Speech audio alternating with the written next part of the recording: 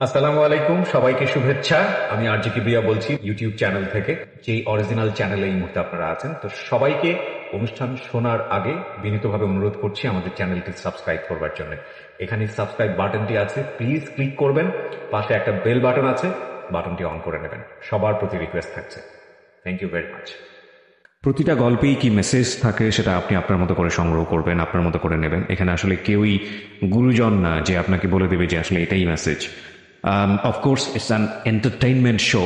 Of course entertainment হলেও কিন্তু সকল এন্টারটেইনমেন্টই আসলে সেই অর্থে এন্টারটেইনমেন্ট না। কোনো কোনো গল্প থাকে অত্যন্ত হৃদয় বিদারক, সেটাকে কি আমরা এন্টারটেইনমেন্ট বলবো? তো সেই জায়গাটা থেকে হয়তো মোটা দাগে আমরা বলি এটা একটা এন্টারটেইনমেন্ট, কিন্তু ভেতরে অনুভবের জায়গাটাতে সো কল্ড এন্টারটেইনমেন্ট বলতে যেটা বোঝায় সেটা কিন্তু না। তো যাই হোক, আজকে যিনি আমার সঙ্গে রয়েছেন তার সঙ্গে একটু পরিচিত হব শুরুতেই। তো চলুন, কে রয়েছে আমার সঙ্গে একটু পরিচিত হই। আপনি আপনার নামটা একটু বলুন। জি, আমার নাম মোহাম্মদ আবু হানিফা। ওকে, তো হানিফা বয়স কত? 20 বছর 3 মাস। 20 বছর 3 মাস। জি। জন্ম জেলা? জন্ম জেলা যশোর। যশোর। ঠিক আছে, চলেন শুরু করি। যেখান থেকে বলার শখ, আপনি কি অনুষ্ঠানটা শোনেন, রেগুলার শোনেন? জি, আমি আপনাদের অনুষ্ঠানটি রেগুলারই শুনি। কখনো মনে হয়েছে যে এখানে এসে গল্প বলা লাগতে পারে বা বলবো? হ্যাঁ, এই জন্য আজকে এত চেষ্টা করে হয়তো আপনাদের এখানে আসতে পেরেছি। ঠিক আছে। আর আপনাকে প্রথমত ধন্যবাদ জানাই যে আমাকে এখানে নিয়ে আসার জন্য। না, আমি আসলে ঠিক ধন্যবাদ পাওয়ার কেউ না, কারণ আপনার গল্পটা প্রচার হলে হয়তো মানুষের রাত জায়গাটা সার্থক হবে। তো সেই জায়গাটা থেকে আপনাকেই আমাদের ধন্যবাদ দেওয়াটা উচিত। চলুন শুরু করুন। জি, আমার বয়স যখন 3 বছর, তখন থেকে আমার পরিবারের বাবা ছিলেন, মা ছিলেন, 3টা বোন ছিলেন। তো আমি তো যখন আমার যেভাবে মনে পড়ে আর কি, আমার বাবা আমার মাকে খুব মারধর করতো। মারধর করার পর এগুলো দেখতাম। তখন তো বাচ্চা ছিলাম, তেমন কিছু বুঝতাম না। হঠাৎ হঠাৎ করেই কি নিয়ে তাদের মধ্যে ঝগড়া হতো, মারধর করতো। তারপরে কিছুক্ষণ পরে দেখা যাচ্ছে আবার ঠিক হয়ে যেত। এভাবে চলতে থাকলো। তো আমার বাবা প্রায় প্রায় ধরে আমার মার মারতো, প্রায় প্রতিদিনই বলা যায়। মারার পরে আমার নানারা, আমার মা রাগ করে চলে যায়। আবার কয়েকদিন পরে আমার নানারা এসে বুঝিয়ে দিয়ে যায়। তো এভাবে চলতে থাকলো। চলতে থাকার পরে এক পর্যায়ে একদিন, সেদিন বৃষ্টি হচ্ছিল। তো ওই বৃষ্টির মধ্যে আমার আব্বু বাসায় আসলো। এসে কি করলো, আমার মারে বাইরে ডাকলো। ডেকে, তো আমি তখন বৃষ্টিতে খেলা করছিলাম।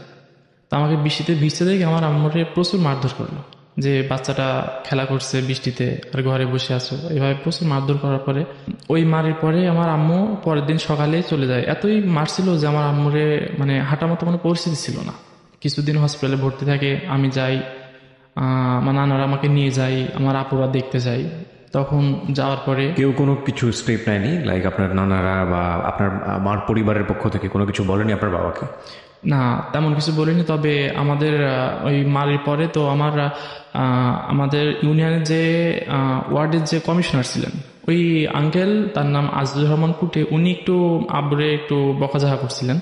করার পরে এক পর্যায়ে ওরা মীমাংসা করে হসপিটাল থেকে সুস্থ করে তো আমার আম্মুরে আবার বাসায় দিয়ে যায়, মানে আমার বাবার এখানে আবার দিয়ে যায়। ওকে। তো কিছুদিন ভালো যায় এভাবে। তো এভাবে প্রায় তারপরও মানে কোনো সংসারই হয়নি, মারধর করতে থাকে। তো এক পর্যায়ে সেদিন সকালবেলা ছিল, রাত্রে আমার আম্মুরে ধরে আবার মারছিল। এটা কি কারণে আমি জানি না, তখন ঘুমিয়ে পড়ছিলাম। তখন আমার আপুরা, আমার বড় আপু ছিলেন, আমি আমার বড় আপুর কাছে ঘুমাতাম, আর আমার মেজো বোন আর আমার ছোট বোন ঘুমাতো আরেক জায়গায়। ছোট বোনের বয়স ছিল খুবই কম, খুবই কম বলতে সে হাঁটতেও শেখেনি এখনো। সেদিন সকালবেলা আমার বড় আপু স্কুলে চলে যায়, মেজো আপু স্কুলে চলে যায়। যাওয়ার পরে আমি থাকি বাসায়, আমি তখন স্কুলে ভর্তি হয়নি। জি। আর আমার ছোট বোনও তখন তো বাসায় থাকে, এখনো হাঁটা শেখেনি, এখনো মায়ের দুধ খাই।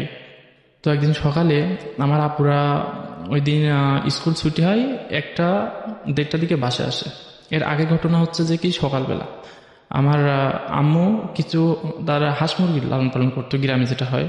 তো ওগুলো নিয়ে একটা খাঁচিতে পুড়ে, তো আমার ওই যে কমিশনার ছিলেন, যে আঙ্কেল, ওনাদের বাসায় বলে, তো আমার ছোট আপুরে নিয়ে, মানে আমার ছোট বোন যেটা, ওনাকে নিয়ে মানে যাচ্ছে আর কি। তো আমি পিছু পিছু যাচ্ছি। যাওয়ার পরে আমাকে দূর থেকে দেখে, মানে ওই দিন আবার সকালে আমার খুব আদর যত্ন করছিল, আবার খুব কান্নাকাটি করছিল, যেগুলো আমার দাদি দেখে। আমার বড় একটা ফুপু আছে, আমার ফুপুর জামাইও আমার দাদিদের ওখানে থাকে। তো মেন কারণ হচ্ছে যে কি, আমার দাদি আর আমার ফুপুর কারণেই আমার আব্বু বেশি টর্চার করতো আমার মায়ের উপর। জি। যেগুলো বাজার থেকে আসলেই আমার বাবা ব্যবসা করতো। ব্যবসা করতো বলতে যে কাঁচামালের যে আপনার যে পাইকারি খুচরা আড়তগুলো থাকে, জি। উনি ব্যবসা করতেন। তো বাজার থেকে আসলে কি করতো, আমার দাদি আর আমার ফুপু মিলে আমার আজে বাজে কথা বলতো আমার মায়ের। কান ভারী করতো আর কি। হ্যাঁ। জি আমার দাদাটা আবার খুব ভালো মানুষ ছিলেন। জি। তো আমার দাদা মায়ের খুব ভালোবাসতো, বাসার পরে আমার দাদা একমাত্র ছিলেন যে আমার মায়ের সাপোর্ট, আর বাকি কেউ আমার মায়ের সাপোর্ট দিত না। তো আমার দাদি এক পর্যায়ে কি করলো, ওই রকম কান ভাঙা নিতে আমার মায়ের উপর টর্চার করতো আমার আব্বু। পরে ওই দিন যেদিন চলে যাবে, আমার মা যেদিন চলে যাবে সেদিন প্রচুর কান্নাকাটি করছিল। আর আমার ওই কাকারে একটা কথা বলছিল আমার সামনে যে, ভাই আমি তো চলে যাচ্ছি, তো আমার এই বাচ্চারা একটু দেখে শুনে রেখেন, যেহেতু তারা দুইজন, তো আমার দুইটা মেয়ে আছে, তারা তো বড়, আর আমার বাচ্চারা আমার খুব দেখে শুনে রাখেন একটু, যেহেতু আমি এখন কই যাব কি করবো আমি নিজে জানি না, যেহেতু আমি একটা কোলে বাচ্চা নিয়ে যাচ্ছি, আর এগুলো হচ্ছে আমি এই ছেলেটাকে কোথায় নিয়ে যাবো। তো এই হাঁস মুরগিগুলো যেগুলো নিয়ে যাচ্ছিল ওইগুলো আমার ওই কাকির কাছে আবার বিক্রি করে দেয়। বিক্রি করে যে টাকাগুলো হয় সেই টাকাগুলো নিয়ে আমার মা যায়। ওর মধ্যে আমি মানে এই কথাগুলো শুনছি পরে, আর যখন যাই তখন আমার আম্মু আমার 10 টাকা হাতে দিয়ে বলে যে, আব্বু মিষ্টি খেয়ে এসো। তো আমি 10 টাকা পেয়ে আমি দৌড়ে দোকানে চলে গেছিলাম। তখন এসে আমি আমার আম্মুকে মানে মিষ্টি কিনে আমি আবার কাকার বাসায় আসছি। তো আমার কাকা জিজ্ঞেস করলাম, কাকু আম্মু কোথায়? তো বললো যে তোমার আম্মু একটু বাইরে গেছে, আসবে আবার। কিছু না মনে করে মিষ্টি খেতে খেতে চলে আসলাম এদিকে বাসার দিকে। তখন আমার বড় আপু আসলো 1টার দিকে, মানে স্কুল শেষ করে আসলো। আর মেজো বোনটা তার আগে আসছিল, 12:30টার দিকে আসছিল। সে বই রেখে আবার মানে খেলায় মনে চলে গেছিল আর কি। তো বড় আপু এসে আমার মায়ের খোঁজ করতেছে। তো আমার আপু হচ্ছে কিছুটা বুঝতে পারছিল, পরে আমাকে জিজ্ঞেস করলো যে আম্মু কোথায় গেছে। তো আমি বললাম ওই কাকার সাথে গল্প করছিল, কাকার কাছে দেখলাম আমার হাঁস মুরগিগুলো বিক্রি করে, তো আমাকে টাকা দিলে মিষ্টি খেয়ে আসছে।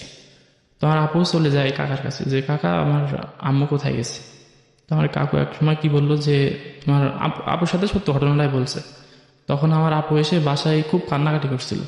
দিনটা আমার এখন মনে আছে যে ওই কান্নাকাটি করছিল, তখন আমি ঘরে ঢুকে আপুরে বলছে, আপু কাঁদছো কেন? তখন মেজাপু এখনো বাসায় আসেনি। আর আমার দাদি, আমার বড় আপু কাঁদছে বলে আমার দাদি আমার বড় আপুরে আবার ধরে আবার মারছিল, যে ওরকম মাছ চলে গেছে তার জন্য কাঁদছিস কেন। পরে আমার আব্বু যখন বাসার দিকে আসলো তখন 3টা 3:30 বাজে। তো আমার আছে বড় আপু কান্না শুনে আমার দাদির কাছে আমার আব্বু জিজ্ঞাসা করছিল যে তোর সে লাখি কাঁদছে কেন। তো বলছে যে কি ওর আম্মু চলে গেছে এই জন্য কাঁদছে। ওই কথা শুনে আমার আব্বু আর আমার আপুকে মারা শুরু করলো। তো এইভাবে চলতে থাকলো। তারপরে তখন মানে সে ক্লাস 8-এ পড়তো কিংবা 7-এ এরকম।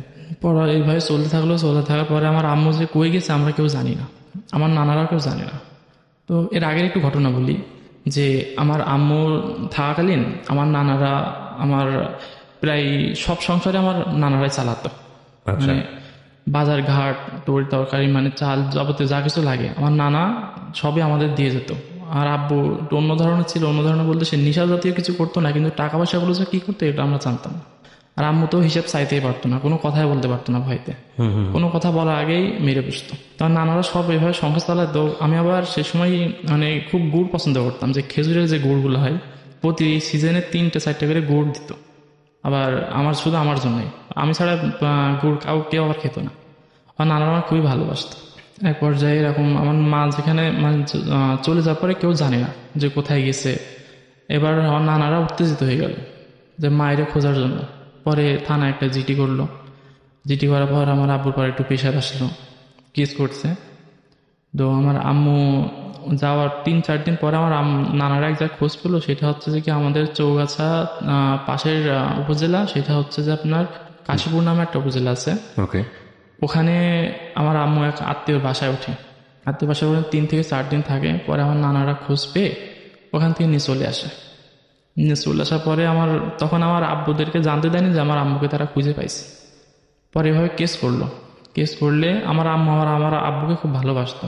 আমার আম্মুরা চাইনি যে তা আমার আব্বু কোনো ক্ষতি হোক, যেহেতু আমরা তিনটে ভাই বোন এখনো রয়েছে আব্বুর কাছে, যে তার ক্ষতি হলে আমরা হয়তো এখন বেশি বেশি বাড়াবো।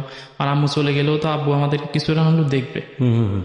এরকম তার কোনো কেস, মানে আমার নানারা কেস করছে কিন্তু আমার আম্মু কেস করতে দেয়নি। মানে কোর্টে যেদিন হাজিরার দিন সেদিন আমাদেরকে চারি ভাই বোনকে ডাকা হয়েছে। ডাকা হলে আমরা আমরা কেউ যাইনি, আব্বু যায়নি, আম্মু আসেনি, শুধু নানারাই গেছে। তো এই কেসটা ওইভাবেই থাকে, পরবর্তীতে মীমাংস হয়ে যায়। হওয়ার পরে তো আপনার আমার আম্মু আমার নানা বাড়ি থেকে সেখান থেকে আমার নানা বাড়ি থাকে। আচ্ছা। থাকার পরে তখন নানাদেরও যে অবস্থা বেশ একটা ভালো তা নয়। এখন আমি আস্তে আস্তে বড় হলাম, আমারে তখন স্কুলে ভর্তি করবে। তার মানে এই বছরখানিক পরে আমার স্কুলে ভর্তি করবে।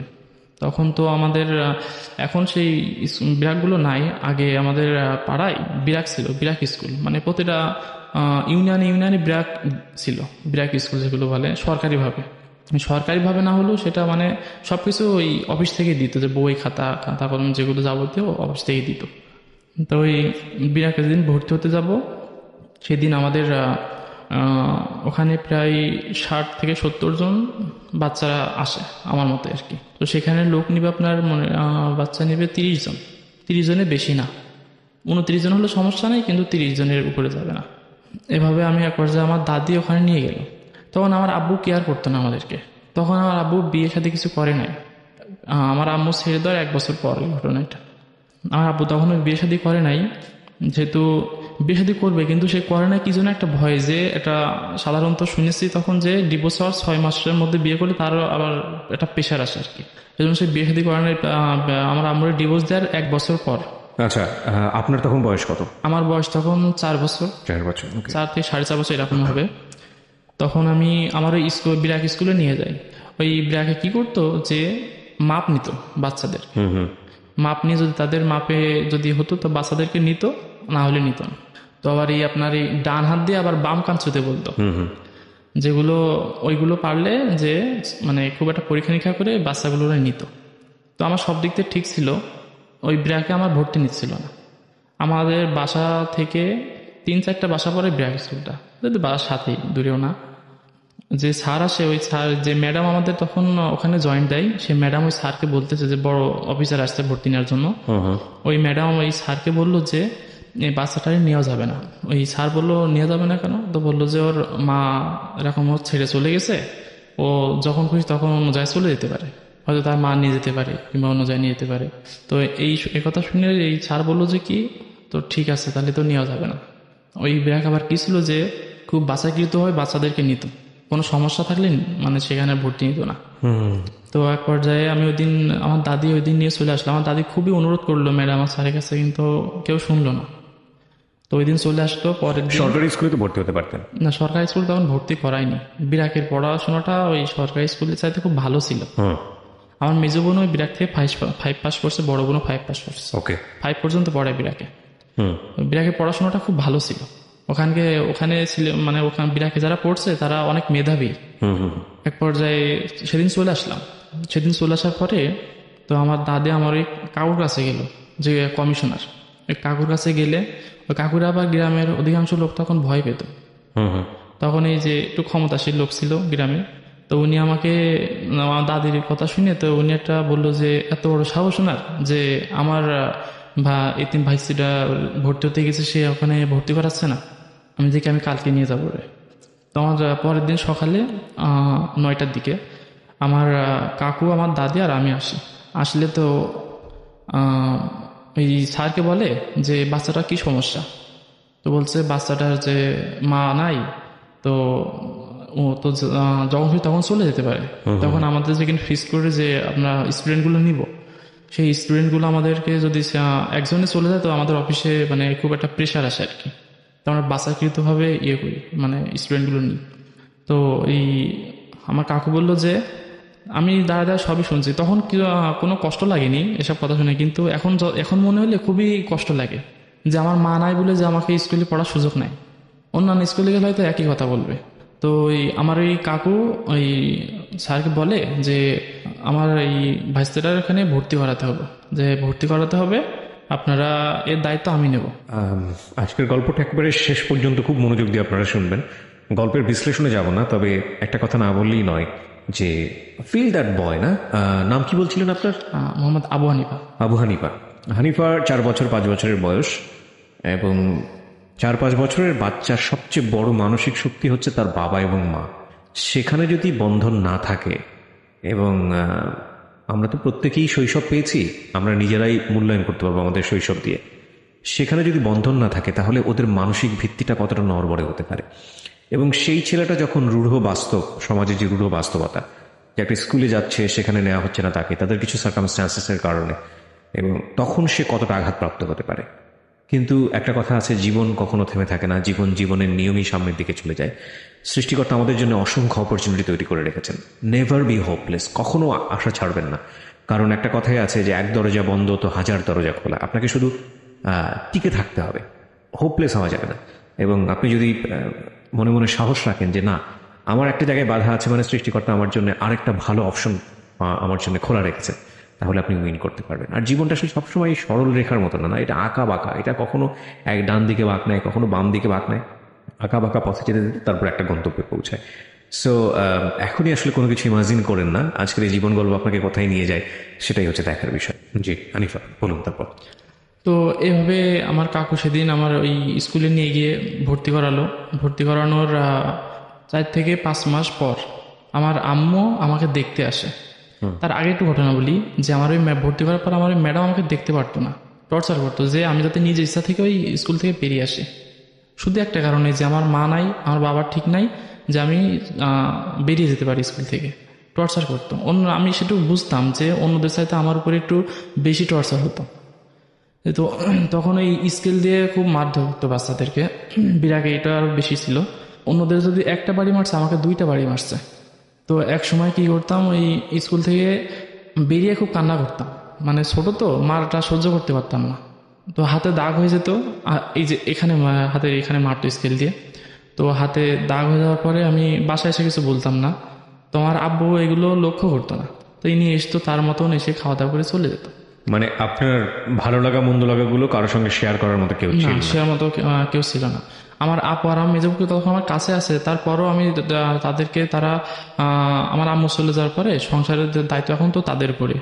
সে আমার বড় আপু স্কুল থেকে 1টার সময় আসতো, মেজা আপু 1টা 1:30টার সময় আসতো। তো এসে তারা সংসারের কাজে ব্যস্ত থাকতো। আমি আবার কি করতাম, তো এই স্কুল থেকে গিয়ে আব্বুর জন্য আর ভাত নিয়ে যেতাম। নিয়ে গিয়ে সেখান থেকে ভাত নিয়ে এসে আবার দুপুরে একটু খেলাধুলো করতাম। খেলাধুলো করার পরে এগুলো আর মনে থাকতো না। তো রাতে আমার আপু আমার আবার পড়াইতো। তখন আবার এই বিরাকে করতো যে যে আমাদের যে বাঁশ আছে, যে বাঁশের কাঠি কাঠি এনে 30টা কাঠি করে ওখান থেকে ওইভাবে পড়াশোনা করাইতো। তো এই কাঠি কেটে দিত, কাঠি হারিয়ে ফেলতাম। ওই কাঠিগুলো হারিয়ে ফেললে তো আর বড় আপু আর বানাই দিত, বড় আপু মেজাপু বানাই দিত। এভাবে পড়াশোনা করতে 3 থেকে 4 মাসের মাথায় আমার আম্মু আমাকে দেখতে আসে অনেকদিন পর। আম্মুকে দেখে, এর মধ্যে আমি আম্মুর জন্য অনেক কান্নাকাটি করতাম। আম্মুকে দেখে আমি হামা করে কেঁদে ফেলছিলাম। কান্নার পরে তো এক সময় জানলার এখানে এসে দাঁড়ায়। জানলার এখানে দাঁড়ানোর পরে তো বাড়তি করে খাবার নিয়ে আসে। তো কি করলাম, দরজা থেকে বেরিয়ে ওই খাবারগুলো খাওয়ার জন্য বেরিয়ে গেছি। আম্মুকে দেখে ম্যাডামের নামে দৌড় দিয়ে বেরিয়ে গেছি। বেরোনোর পরে বিরাটের পাশে একটা কাকির বাসা ছিল, ওখানে আম্মু খুব কান্নাকাটি করছে, আম্মু খুব কান্নাকাটি করছে যে খাবারগুলো খাচ্ছে। এর আগে বাসায় বাজারঘাট করতো না সেরকম করে, যে ভালো মন্দ খাবো সেটা জুটতো না। তারপরে খাবারগুলো খাচ্ছি, তো ওই দিন ওই আম্মুরে বলছে, আম্মু ম্যাডাম তো আমার খুব মারধর করে, তুমি একটু বলে দেবে ম্যাডামকে যাতে মারধর না করে। তো এক পর্যায়ে আমার আম্মু ম্যাডামের কাছে সে মানে কান্নাকাটি করে যে আমার বাচ্চাটারে তো আমি মানুষ করতে পারছি না, তো আপনাদের কাছে আজ আপনার একটু দেখে শুনে রাখেন। তো ওই সময়টা ওই ম্যাডাম তখন তারপর থেকে একটু মানে নরম হয় আর কি। নরম হওয়ার পর ওই কে যেন বলে দেয় যে আমার আম্মু আমাকে দেখতে আসছে, আমার আব্বুর সাথে কেউ বলে দিছে। বলে দেওয়ার পরে তার পরের দিনেও আমার আব্বু আমাকে খুব মারধর করে এবং আমার এই টিচারকে এসে বকাঝকা করে, এবং যাদের বাসায় যে খাবারটুকু খাওয়াইছে আমাকে তাকেও খুব বকাঝকা করে যে আসলে আমার বাচ্চার কাছে কি জন্য আসলো। আসার পরে তো ওই পরদিন ওই স্কুল থেকে নিয়ে গিয়ে আমাদের পাশে যে একটা সরকারি স্কুল আছে, ওই সরকারি স্কুলে আমাকে ভর্তি করায় দেয়, ওখান থেকে নিয়ে যায়। তখন এই স্কুলে পরে একটা প্রেশার আসে যে আগে থেকে যারা সেটা মানে যে ভয়টা পাইছিল আর কি টিচাররা।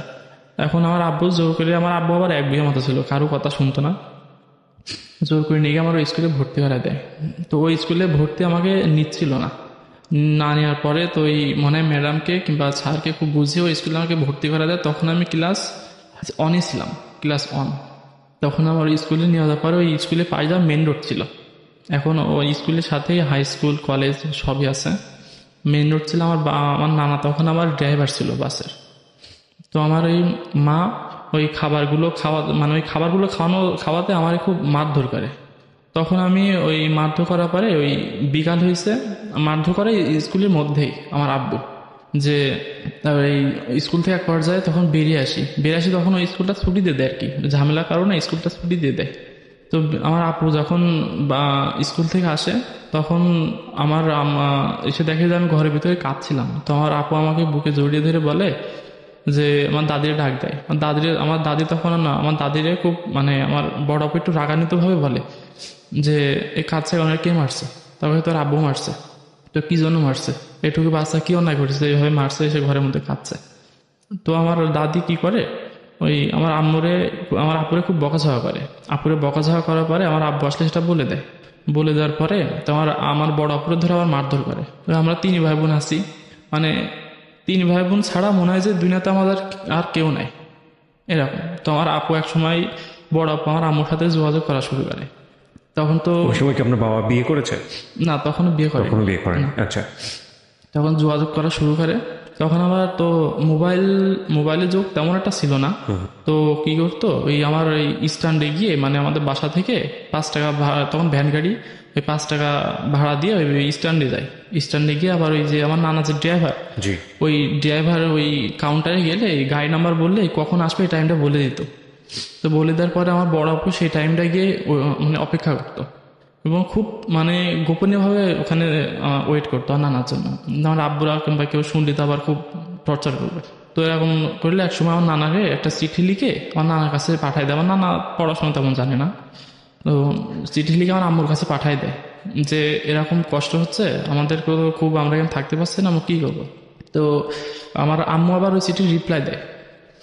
ওই চেয়ারম্যানের বাসায় দেখা করে আমার আপু, আমি, আমার মেজাপু এসে খুবই কান্নাকাটি করে। আমার বড় বোন কান্নাকাটি করার পরে সেদিনও কিছু খাবার নিয়ে আসছিল, পিঠা বানায় নিয়ে আসছিল, খাবার নিয়ে আসছিল। তখন নানাদের দিকে আবার খুব পিঠা হতো, শীতের সময় খুব পিঠা হতো, পিঠাগুলো বানায় নিয়ে আসছিল, খাচ্ছিলাম। খাওয়ার পরে এক সময় ঘন্টাখানিক ওখানে সময় দেওয়ার পরে ওই দিন আর কেউ টের পাইনি। আমার মা আমাদেরকে দেখে চলে গেছে। এরপরে চলে যাওয়ার পরে তো বললো যে এভাবে থাকো, তারপরে আমি দেখি কোনো ব্যবস্থা করতে পারি কিনা। তখন আমার ছোট বোনটা আমার আম্মুর কাছে, ছোট বোনটারও নিয়ে আসছিল, ছোট বোনটারে আমার আপুরা করে নিল। তখন সে হাঁটা শেখেনি, কোনো রকম আমও হাঁটতে পারে। আপনারা মোটামুটি কয় ভাই বোন তাহলে? আমরা 4 ভাই বোন। ছোট বোনটাকে আপনার মা নিয়ে গিয়েছে? তখন সে দুধ খেত, তো তখন তো নিয়ে গেছিল। তো এটা আমার আম্মু চলে যাওয়ার 1 থেকে 1.5 বছর পরে ঘটনা। তখন ওই দিন ওখান থেকে চলে আসলাম। চলে আসার পরে খুবই ওখান থেকে আসার পরে খুবই একটু হাসি খুশি আর কি, আম্মুর সাথে দেখা হয়েছে, খুব ভালো লাগছিল। আমাদেরকে 100 টাকা দিয়ে যায় হাতে, আমার বড় বোর কাছে 100 টাকা দিয়ে, ওই 100 টাকা দিয়ে আমার আবার 10 টাকা দিয়েছিল, আর মিষ্টি খেতে গেছিলাম। তো মিষ্টি ওই দিন খুব ভালোভাবে কাটাচ্ছি। এর সপ্তাহখানিক পরে আমার আব্বু হঠাৎ করে এসে বলে যে আমার বিয়া, মেয়ে দেখছি। আমার দাদির সাথে, আমাদের সাথে বলে না, আমার দাদির সাথে বলছে যে বিয়ে করবো, মেয়ে দেখছি। তো আমার দাদি আবার আমার আপুর সাথে সে কথা বলে। আমাদের মনে একটা আশা ছিল যে গেছে হয়তো আবার ফিরিয়ে নেবে, আমাদের 3 ভাই বোনের মুখ তাকিয়ে যে আমরা এত কষ্ট করছি, এখন এই যে এত বড় বড় বাচ্চাগুলো রেখে আমার আব্বু হয়তো বিয়ে করবে না, আমার আম্মুকে আবার পরবর্তীতে হয়তো নিবে। তো এরকম আমার কাকা, ওই যে কমিশনার যে কাকা ছিল আজিজুর রহমান, উনি অনেক রিকোয়েস্ট করছিল। অনেকে বলছে যে 3টে বাচ্চা এখানে থাকে আর একটা বাচ্চা, 4টা বাচ্চা, এখন এই অবস্থা করলে বাচ্চাগুলো হয়তো নষ্ট হয়ে যাবে, তাদের ভবিষ্যৎ বলে কিছু থাকবে না। তারপরেও কোনো কথা শোনেনি, জিদ এতটাই তার, খুবই জিদ, সে যা বলবে তাই। এবং সে সপ্তাহখানিক পরে গ্রামে কিছু লোক দাওয়াত দিলে 3টা গাড়ি নিল। আচ্ছা। 3টা গাড়ি নিয়ে বিয়ে করতে গেল। তখন আমাকে শুধু বললো আমার একটাই ছেলে, আর কোনো বাচ্চা কাচ্চা নাই। ওখানে মিথ্যা কথা বলছে। আপনাকে নিয়ে গিয়েছিল? হ্যাঁ, আমাকে নিয়ে গেছিল, প্লাস আমার 2 বোনও গেছে। আচ্ছা। 2 বোনও গেছে, তার কিন্তু সেই 2 বোনকে বলছে যে কি, যে আমার প্রতিবেশীর মেয়ে। কাকে বলেছে এটা? এটা বলেছে যে কি ওখানে ওই যেখানে বিয়ে করছে ওর গার্জিয়ানদেরকে। আচ্ছা। তখন পরিচয় দিয়েছে শুধু আমাকে, যে আমার একটা সন্তান আর কোনো সন্তান নাই। তো এই কথা শোনার পরে তো আমার বড় আপু মানে ওই বিয়ের অনুষ্ঠানে একবারে চলে এসে খুব কান্নাকাটি করছিল, যে আজকে বিয়ে করার জন্য আমাদের সন্তানদের বঞ্চিত করে দিচ্ছে, কিন্তু এটা শুধু তার বিয়ে করার উদ্দেশ্যে এটা বলছেন। ওইভাবে বলার পরে সেদিন বিয়ে হয়ে গেল। বিয়ে হয়ে গেলে আমাদের সংসারে যে স্টেপ মাদার চলে আসলো। তারপরে আসার পরে কিছুদিন মানে সেদিন রাত থেকে পরদিন সকালে আবার জেনে গেছে যে 4টা সন্তান, যেহেতু এটা জানার কথাই। তারপরে কি করলো, এক পর্যায়ে আমার সেই স্টেপ মাদার আমার বাবার উপরে মানে একটু রাগান্বিত ভাব, কিছুদিন এভাবে রাগান্বিত হয়ে মাঝে মাঝে আমার আব্বুরকে হাতও তুলতো। কিছুদিন পরে? হ্যাঁ, যে এরকম মিথ্যে কথা দেওয়া। ওনার কি আগে বিয়ে হয়েছিল আপনার? না, হ্যাঁ ওনার আগে একটা বিয়ে হয়েছিল, কিন্তু তার ঘরে কোনো সন্তান ছিল না। আচ্ছা। তিনি আবার খুব একটু সুন্দর মতো ছিল আর কি, আমার মার সাথে হয়তো একটু সুন্দর ছিল।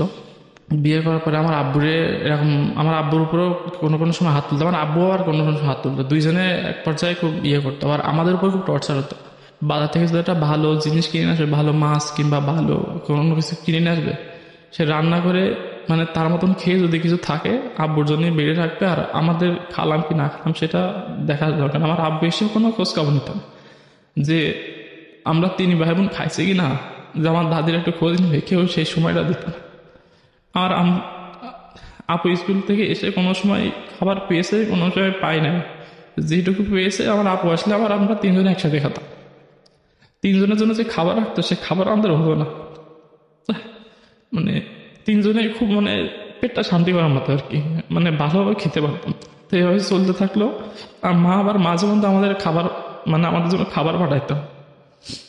তো খাবার পরে আমার আব্বু এসে রাত্রি খাওয়া দাওয়া করে শুয়ে পড়তো, সকালে যেত, আর ওই দুপুরে আমাকে দিয়ে ভাত পাঠাইতো। তো মানুষের বাচ্চারা তো দোকানে গেলে আপনার কিছু না হলেও খেতে দেয়, মানে আশেপাশে যেগুলো দেখতাম আর কি। তো আমাকে ওই বাজার থেকে আমাদের বাসা পর্যন্ত 5 টাকা যাতায়াত ভাড়া ছিল, ওই 5 টাকায় দিত, বেজে আর কোনো টাকা দিত না। কোনো কোনো দিন মিষ্টি খাওয়ার জন্য ওই হেঁটে হেঁটে আসতাম, যে 5 টাকা দিয়ে এসে মিষ্টি খেতাম।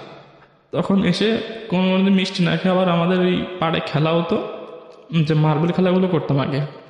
তারপরে যে ঘুড়ি উড়োতাম, ওই কাগজ কিনে নিয়ে আসতাম বাজার থেকে, কিনে ওই বিকালে ঘুড়ি উড়োতাম, খেলা করতাম। খেলে রাত্রি আপুদের হাতে একটু পড়তাম। পড়ার পরে তখন আমার যে সরকারি স্কুলে ভর্তি করে দিল, তখন কি করলো, বেড়াকে আর একটা লোক নিছে, মানে স্টুডেন্ট নিছে আমার পরিবর্তে। তখন এই সরকারি যে স্কুলে পড়তাম, তখন এই পড়ার মধ্যে আমার ওই স্কুলের সাথে আমার মেন রোড ছিল, নানা ওই গাড়ি চালাতো, বাস চালাতো ওই রোড দিয়ে। তখন আমার নানা কি করতো, প্রত্যেক দিন মানে ওই কথা শুনে প্রতিদিন মানে আমার স্কুল থেকে একটু সামনে গাড়িটা থামিয়ে আমাকে দেখতে আসতো, আর আমাকে 20 টাকা 30 টাকা এভাবে দিয়ে যেত। আচ্ছা। এবং ম্যাডামকেও বলতো, তখন আমার হেড ম্যাডাম ছিল ওই স্কুলে, হেড ম্যাডামকে বলতো, দেখেন আমার নাচ ছেলেটা তো খুব, তার মা এখানে থাকে না, খুব কষ্ট করছে, আপনারা একটু দেখে শুনে একটু রাখেন। আমার নানার কথা আবার আমার ম্যাডামরা খুব শুনতো। ওই ম্যাডামরা আমার খুব ভালোবাসতো। সব মানুষও তো আর এক হয় না, আমারে খুব বোঝাশোনায় পড়াশোনা করাতো। তো ওই খাবার দিয়ে যেত, বাস থামিয়ে মানে স্কুল থেকে একটু দূরে থামাতো, যাতে কেউ বুঝতে না পারে। মুখ ঢেকে আসতো, তখন শীতকাল ছিল, শীতকাল আমার পার হয় না, মুখ ঢেকে চাদর গাইতে মুখ ঢেকে আসতো, কাউকে বুঝতে দিত না যে কেউ আসছে। মানে আমার সাথেও দেখা করতো না, আমাকে জানালাতে দেখে চলে যেত, মানে কাছে আসলে যদি কেউ বুঝতে পারে এই জন্য বলতো না। আমার ম্যাডামের কাছে টাকা দিয়ে আবার কিছু ফল ফুলও কিনে দিত, প্রতিদিন এরকম করে দিতে পারে। যেদিন দেখা যাচ্ছে তার একটু বেশি তারা মানে বাচ্চা চালালে তো আর টাইম থাকে, যে টাইমের মধ্যে তাদের পৌঁছাতে হবে। কোনো দিন আমার তার সুপারভাইজার ছিল, সুপারভাইজার যারা ওই টাকা দায় করে বাসের মধ্যে, ওই সুপারভাইজারের দিয়ে আবার কোনো দিন পাঠাই দিত। প্রতিদিন না আসতো না, যাতে কেউ যাতে বুঝতে না পারে, বুঝতে পারলে তো আমার আব্বা আমাকে ধরে আবার মারধর করবে। আবার ওখানে একটা দোকানে বলেও রাখছিল যে আমার নাচ ছেলে এখানে খাবে, যা বিল হয় আমি দিয়ে দিব, আপনারা একটু সহযোগিতা করবেন। তো আমি মোটামুটি এখানে খুব খাওয়া দাওয়া মানে খুব ভালোই হয়। তো এক পর্যায়ে একদিন 2টা আপেল দিছিল, তো আমি খাইতে পারি নাই, না খাইতে পেরে একটা খাইছে আর একটা ব্যাগ করে নিয়ে গেছি। ব্যাগ করে নিয়ে যাওয়ার পরে ওই দিন কি মনে হলো জানি না, আমার ওই যে আব্বু ওই আমার ব্যাগ নিয়ে বলছে কি পড়ছে স্কুলে দেখি, আর ব্যাগের মধ্যে ওই বইটা নিতে গিয়ে ওই আপেলটা পাইছে। তা আপেলটা পাওয়ার পরে ওই দিন আর কিছু বলে নাই, আপেলটা কে দিছে, কোথায় পাইছো। তো আমি বললাম যে স্কুলে আজকে একটা অনুষ্ঠান ছিল, তো আমাকে খেতে দিছিল, তো আমি খাইনি এখনো, তো ব্যাগের মধ্যে রেখে দিছি। তো ওই দিন সে না বোঝার মানে চেষ্টা করে পরদিন লক্ষ্য করছিল আমার স্কুলে এসে, জোর মানে কেউ কিছু দিয়ে যায় কিনা। প্রতিটা মানুষের জীবনেই একটা করে গল্প থাকে, সেই গল্পের সাথে হয়তো লক্ষ লক্ষ মানুষের জীবন গল্প মিলে যায়, হয়তো হুবহু মিলে না, কিন্তু জীবনের কোনো একটা পার্ট হয়তো মিলে যায়, এবং যে কারণে এই জীবন গল্পগুলো নিজেদেরকে অনেক বেশি ছুঁয়ে যায়। ও যখন গল্পটা বলছে চোখ বন্ধ করে একটু যদি আপনি মনোযোগ দিয়ে শোনেন, দেখতে পাবেন চিত্রকল্পটা আপনার সামনে তৈরি হবে। এই আপেলটা দেখতে পাবেন, স্কুল ব্যাগটা দেখতে পারবেন, ছোট্ট একটা বাচ্চা দেখতে পারবেন, এবং তাকে স্কুলের জানালা দিয়ে কেউ একজন হেল্প করছে এটা দেখতে পাবেন। এবং দেখতে পাবেন এই কারণে যে এটা আমাদের চিরচেনা একটা শৈশব। এবং আপনি হয়তো ভিকটিম না, কিন্তু আপনার আশেপাশেই কেউ হয়তো বা এরকম ছিল। বাবা মায়ের বন্ধন যখন ছিন্ন হয় তখন সন্তানরা কি সাফারার হন সেটা যারা হয়েছে তারাই জানে। সেটা আপনারা নিশ্চয়ই জানেন। আমাদের এই গল্পটি আপলোড করা হয় আমাদের ইউটিউব চ্যানেলে, এবং পুরনো সব অনুষ্ঠান এখান থেকে আপনি পাবেন। ওকে, সাবস্ক্রাইব করে নোটিফিকেশনটি অন রাখবেন। জি হানিফা। তারপরে ওই সুপারভাইজার আমার কাছে খাবার পাঠাতো মাঝে মধ্যে। আমার নানা বাবা ফলো করলো? হ্যাঁ, ওই দিন ফলো করলো, মানে তার পরের দিন একটু ফলো করলো, কিন্তু ওই দিন আর ধরতে পারে নাই বলতে, তো আমার কাছে তো সেদিন আসে নাই। আমার ওই ম্যাডামের কাছে ওই মানে টাকা দেখেছিল, সেদিন খাবার দেয় না, টাকা দেখেছিল। তো এই সুপারভাইজার পাঠাইছিল, ওই দিন আমার নানা আসলে ধরে ফেলতো। তো এই মাঝে মধ্যে আবার এই যে মেজো বোন আর বড় বোন পড়াশোনা করছে, ওদেরও তো কিছু একটা চাহিদা থাকে, তো ওই টাকা থেকে পূরণ হতো। 30 টাকা মধ্যে খরচ হতো না আমার, তো এই 10 টাকার মধ্যে খরচ হতো, আমার 20 টাকার মধ্যে আমার আপুরে দিয়ে দিতাম। আমার মা চলে যাওয়ার পরে প্রথম ঈদ, তখন এই যে ঈদে আমার আম্মু থাকতে কোনোদিন আমার 4 ভাই বোনেদের আমাদের জামা কাপড় হয়েছে, তখন ওই আমার নানারা হয়তো দিত, আমার আম্মু কষ্ট করে ইয়ে করে দিত। তখন এই আম্মু চলে যাওয়ার পরে প্রথম ঈদ আসছে। ঈদ আসলে সেদিন মানে সেমাই কিনছে, পায়েস তৈরি করছে, মাংস করছে, কিন্তু ওই আমার যে স্টেপ মাদার, শুধু ওনাকে একটা শাড়ি কিনে দেওয়া হয়েছে। তারও বিয়ের পরে প্রথম ঈদ এখানে, তো তারও একটা শাড়ি কিনে দিছে, আর আমার আব্বু একটা লুঙ্গি কিনছে, আর কিছু কিনে নাই, আমাদের জন্য কিছু কিনে নাই। তো ঈদের দিন সকালে মানে তেমন কোনো জামা কাপড় নাই যে ঈদে পরে যাবো আমি, মানে সবাই যাচ্ছে ঈদের মাঠে। আমার যে ফুবু এখানে থাকতো, ফুবুরও 2টা বাচ্চা ছিল, একটা ছিল একটা মেয়ে, তারা ঈদের মাঠে যাচ্ছে। তোমার বড় বউ কান্নাকাটি করছে, মানে এতটাই কান্নাকাটি করছে যে আমি বলতে পারবো না। মেজো বোনও ঘরের মধ্যে বসে আছে, বসে থাকলে যারা কান্নাকাটি করছে, এদিকে আমার নানারা তো দিতে পারতো, কিন্তু দিবে কি করে? দিলে তো এখান থেকে আমরা থাকতে পারবো না, তারা কিভাবে দিবে? এখন সেই আমি ওই দিন ঈদের যাই নাই না, কি আমার কোলে এমনি আমার বড় বউ বসেছিল, আর মানে চিৎকার করে কাছে না, শুধু চোখ দিয়ে পানি পড়ছিল। ওই দিন সারাদিনই কাটাইছে ওইভাবে। তো ওই দিন বিকালে কি করলাম, খেলা করতে গেছিলাম। আমাদের আবার ওখানে একটা কপোতাক্ষ নদী আছে, নদীর পাড়টা খুব সুন্দর, ওখানে বাচ্চাদের এখানে আমরা আবার খেলা করতে গেছিলাম। একটা বট গাছ আছে, সেই মানে ওখানে বট গাছের যে মানে দড়ির মতো ঝুলগুলো হয়, ওখানে সব খেলাধুলো করতাম। জায়গাটা তো এখনো খুব মনে পড়ে, এখনো সেখানে গেলে মানে গ্রামের দিকে গেলে এখন একবার করে সেখানে যাই। সেই জায়গাটাই ছিল মানে খুব একটা সুন্দর জায়গা, খুব খেলাধুলো করতে যেতাম। তো ঈদের দিন চলে গেছি, দুপুরে খাওয়া দাওয়া করে চলে গেছি। চলে যাওয়ার পরে 4 থেকে 5 জন গেছে, আমার ফুফুতো 2 ভাই বোন ছিল, ওদের গাছে নতুন জামা কাপড় পরে গেছে, আর আমার যা ছিল আমি তাই পরে খেলাধুলো করতে গেছিলাম। খেলাধুলো করার পরে এক পর্যায়ে দুপুরে পরে 3টা থেকে 4টার দিকে আমার ওই ঈদের আমার আব্বুর এই যে দ্বিতীয় যে বিয়ে, ওই বিয়ের পরে প্রথম ঈদ, তো ওই ঈদ করতে যাই, ওই শ্বশুরবাড়িতে যাই। শ্বশুরবাড়িতে যাওয়ার পরে তখন আমি খেলাধুলো করে বাসায় যখন ফিরি, তখন মানে মাগরিবের আজানের একটু আগে, সন্ধ্যা ঘুরঘুর অবস্থায় তখন আসছে। ওখান থেকে আবার কিছু শাপলা ফুল তুলে নিয়ে এসেছিলাম নদী থেকে। জি। আমরা কয়েকজন মিলে শাপলা ফুল তুলে নিয়ে এসে তো বাসায় এসে ওইগুলো আবার ওই শাপলা ফুলে ওখানে একটা আবার ইয়ে হতো, ওই শাপলা ফুলের মধ্যে বট জাতের একটা কি হতো, ওটা আবার খাওয়া যেত খুব সুন্দরভাবে। তো ওইগুলো এনে বাসায় খুব খাচ্ছিলাম, এসে খাইতে খাইতে আসছি। আর আপু আবার ওগুলো খেত খুব, বলতো গেলে আমার জন্য নিয়ে আসবা। তো এগুলো নিয়ে এসে আমার আপুর কাছে দিতে গিয়ে আমার আপু দেখি ঘরে বসে কাঁদছে। আমার জন্যই কাঁদছে, কিন্তু আমি তো কান্নাকাটি করছি না। আপনি বুঝতেই পারেননি? হ্যাঁ, আমি বুঝতে পারিনি বলতে তখনও তো আমার বোঝার মতন কোনো ক্ষমতা নাই। তো আমি খুব খেলাধুলো করছি, আনন্দ করছি, কিন্তু আপুদের মনে তো কষ্ট লাগতেই পারে, তারা তো সবকিছু বোঝে। এখন এই যে আমার আপুর 2টা বান্ধবী আসছে, এসে তারা বেড়াতে যাবে, কিন্তু আমার আপু ঘরে বসে কান্নাকাটি করছে। কান্নাকাটি করলে তো এসে দিতে গেছি, খাই নাই। পরে ঈদের 3 থেকে 4 দিন পর, সেটা ছিল রোজার ঈদ, 3 থেকে 4 দিন পরে তো আমার আম্মু মানে 2টা টিফিন বাটিতে করে কিছু মাছ মাংস তারপরে বিরিয়ানি এগুলো রান্না করে নিয়ে আসে। ওই যে আমার আমার আপুর কাছে খবর পাঠায় কারকে দিয়ে, কাকিদের খবর পাঠায়। তো ওই যে মন্মথপুর যে কাকুর বাসায় খাইছিলাম, ওই কাকুর বাসায় আমরা খাওয়া দাওয়া করছি। সেই দিনে কিছু টের পাই নাই। মাংস রান্না করছে, ঈদের দিন রান্না বান্না করছে সব কিছু, কিন্তু রান্না বান্না করে আমাদের জন্য যেটুকু রাখছে সেটুকু মানে কোনো রকম একজনের খাবার হয়তো ভালোভাবে হবে, সেটুকু আমরা তিনজনই খাইছি। আর কিছু রান্না করে টিফিন বাটি করে আমার ওই স্টেপ মাদার ওর মানে ওনার বাসায় নিয়ে গেছে সাথে করে, আর আমাদের জন্য একটু রেখে গেছে। কিন্তু আমার আব্বু একটু মানে খোঁজ নিত না যে তাদের জন্য কি পরিমাণ আছে, তারা কিভাবে চলবে। তো ঈদের কাপড় চোপড় দেয় নাই, আমাদের তিনজনকে 30 টাকা দিছিল, 3 ভাই বোনকে। 30 টাকা? হ্যাঁ, আমার আব্বু ওই যাওয়ার সময় তা আমার বড় আপুর কাছে ওটা দিয়ে গেছে, 30 টাকা দিছিল। তো না নিলে তো আবার মারবে, মানে আমার আব্বুর কোনো কথার ওভারটেক করলেই গায়ে হাত তুলতো, না নিলে তো আবার মারবে। তো এই 30 টাকা দেওয়ার পরে ওই 30 টাকা আমার আপু ছিঁড়ে ফেলছিল আমার আব্বু যাওয়ার পরে। তো ওই ছিঁড়ে টাকা পড়ে আছে, তো আমি আপু বলছে ওই টাকাটা কে ছিঁড়ছে এরকম। তো ওই আপু আমার আবার ধমক দিয়ে বলছে কি ও শুয়ে না, ফেলাই দাও। আমার আব্বুরা যাওয়ার 3 থেকে 4 দিন পরে আবার ব্যাক করে তো মানে বাসায় তখন বাজারঘাটও কিছু নাই, যে আমরা মানে খাওয়া দাওয়ার খুব কষ্ট হচ্ছে। ওই যে আমার আপু আবার ওই যে কিছু ওই 10 টাকার ডাল কিনে নিয়ে আসতো। ওই 3 দিনই আমরা 3 দিনে আপনার 9 বার, মানে 9 বার তো খেতে হবে। 3 দিনে বলতে আপনার দিন তো 3 বার করে খেতে হবে। তো এই কি করতো, ওই যে 10 টাকার ডাল কিনে নিয়ে আসতো। 10 টাকা ডাল কিনে নিয়ে ওই ডালটা আবার মানে একদিনই খেতাম। ওই 10 টাকা ডাল কিনে পুরো একদিন চালাইতাম, মানে বাজারঘাটও করে যায় নাই, চাল ছিল, বাজারঘাট করে যেত না।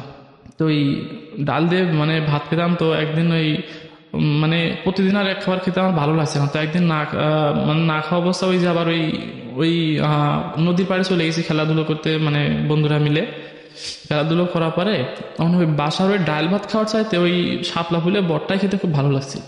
তো সেদিন ওই ছিল 10টা দিয়ে গেছিলাম, 10টা থেকে 11টা দিয়ে গেছিলাম, মানে লাঞ্চ টাইমে পরে ফিরছি বাসায়, দুপুরে খাবারের পরে ফিরছি। তো আপু আবার চিন্তিত করছে যে এতক্ষণ হয়ে গেল আসছে না কি জন্যে, নদীতে আবার সাঁতারও কাটতাম। তো ওই দুপুরে ওই খাবার বাসায় ওই খাবারের সাথে এটাই খাবার ভালো লাগছে, মানে শাপলা ফুলের বিচি? শাপলা ফুলের যে বীজটা ওইটাই খেতে ভালো লাগছে।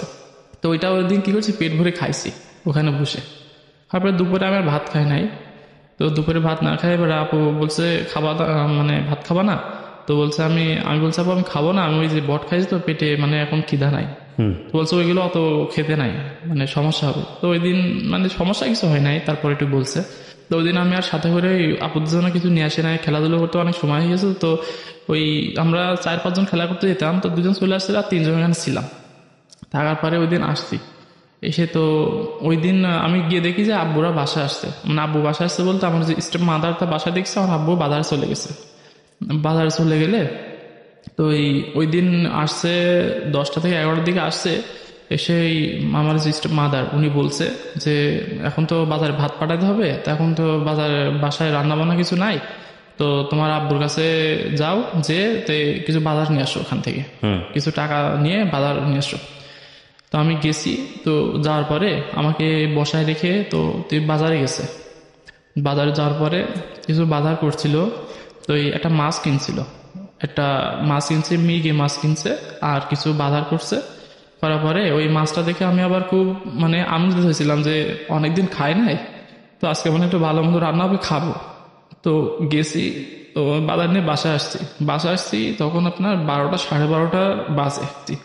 তো এসে ওই বাজারঘাট করার পরে ওই মাছটাও ওঠার পরে আমি তো দুপুরে আর দিন খেলাধুলা করতে যাইনি, যে আজকে বাসায় খাওয়া দাওয়া করবো। 3-4 দিন পরে আসছে বাসায় ভালো বাজারঘাট হয়েছে, এটা একটু খাবো। কিন্তু আমি ছোট তো আনন্দ করছি, আর আপনারা তো বুঝতে পারছে কতটুকু খাবার পাবো। কিন্তু এগুলো আমার দাদি আর আমার ফুবুরাও অ্যাভয়েড করে চলতো। আমার মায়ের কারণে, মায়ের উপর রাগ করে আমাদেরকেও দেখতে পারতাম। আর আমার দাদি শুধু ভালোবাসতো আমার এই ফুবুর 2 ছেলে মেয়েকে। আসলে এইগুলো আমার দাদা আর আমাদেরকে খুব লক্ষ্য করতো। আমার দাদা যে কিছু দিবে সে দাদির ভয়ে কিছু দিতে পারতো না। তো এই বাসায় রান্না হয়েছে, এখন দুপুরে গোসল করছি, গোসল করে খাওয়া দাওয়ার জন্য যাবো। আমার আপুরা কাজ করছে, তো আপুরে বলছে আপু খিদা লাগছে, খাওয়া দাওয়া করবো। এবার আমার কথা শুনে আমার এই স্টেপ মাদার আবার চিৎকার দিয়ে উঠছে যে এত খিদা কিসে, এখনো রান্না বান্না হয় না, যে খিদা কিসের। তখন আমি আপুর কাছে ছাড়া আমরা চাইতাম না, ওনার সাথে কথা বলতে এক কথা মানে মোট কথা ভয়ই মতো লাগতো আর কি। তো আমার আপুর কাছে চাইতাম, তো বলছে গোসল করে আসো, একটু বসো, আমি খাবারের ব্যবস্থা করছি।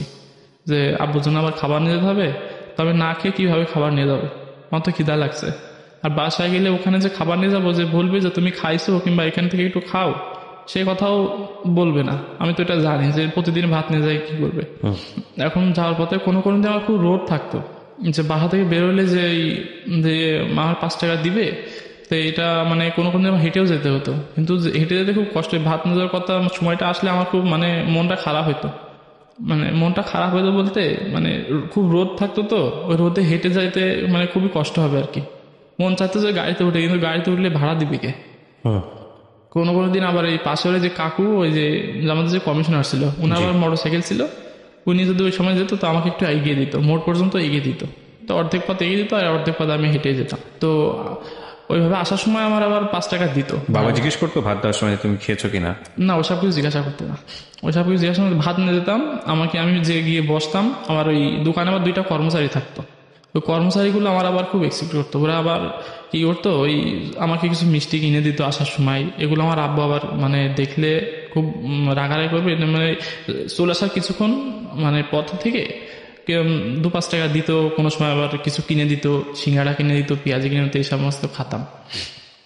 তারা আবার আমার খুব ভালোবাসতো দুইজনে।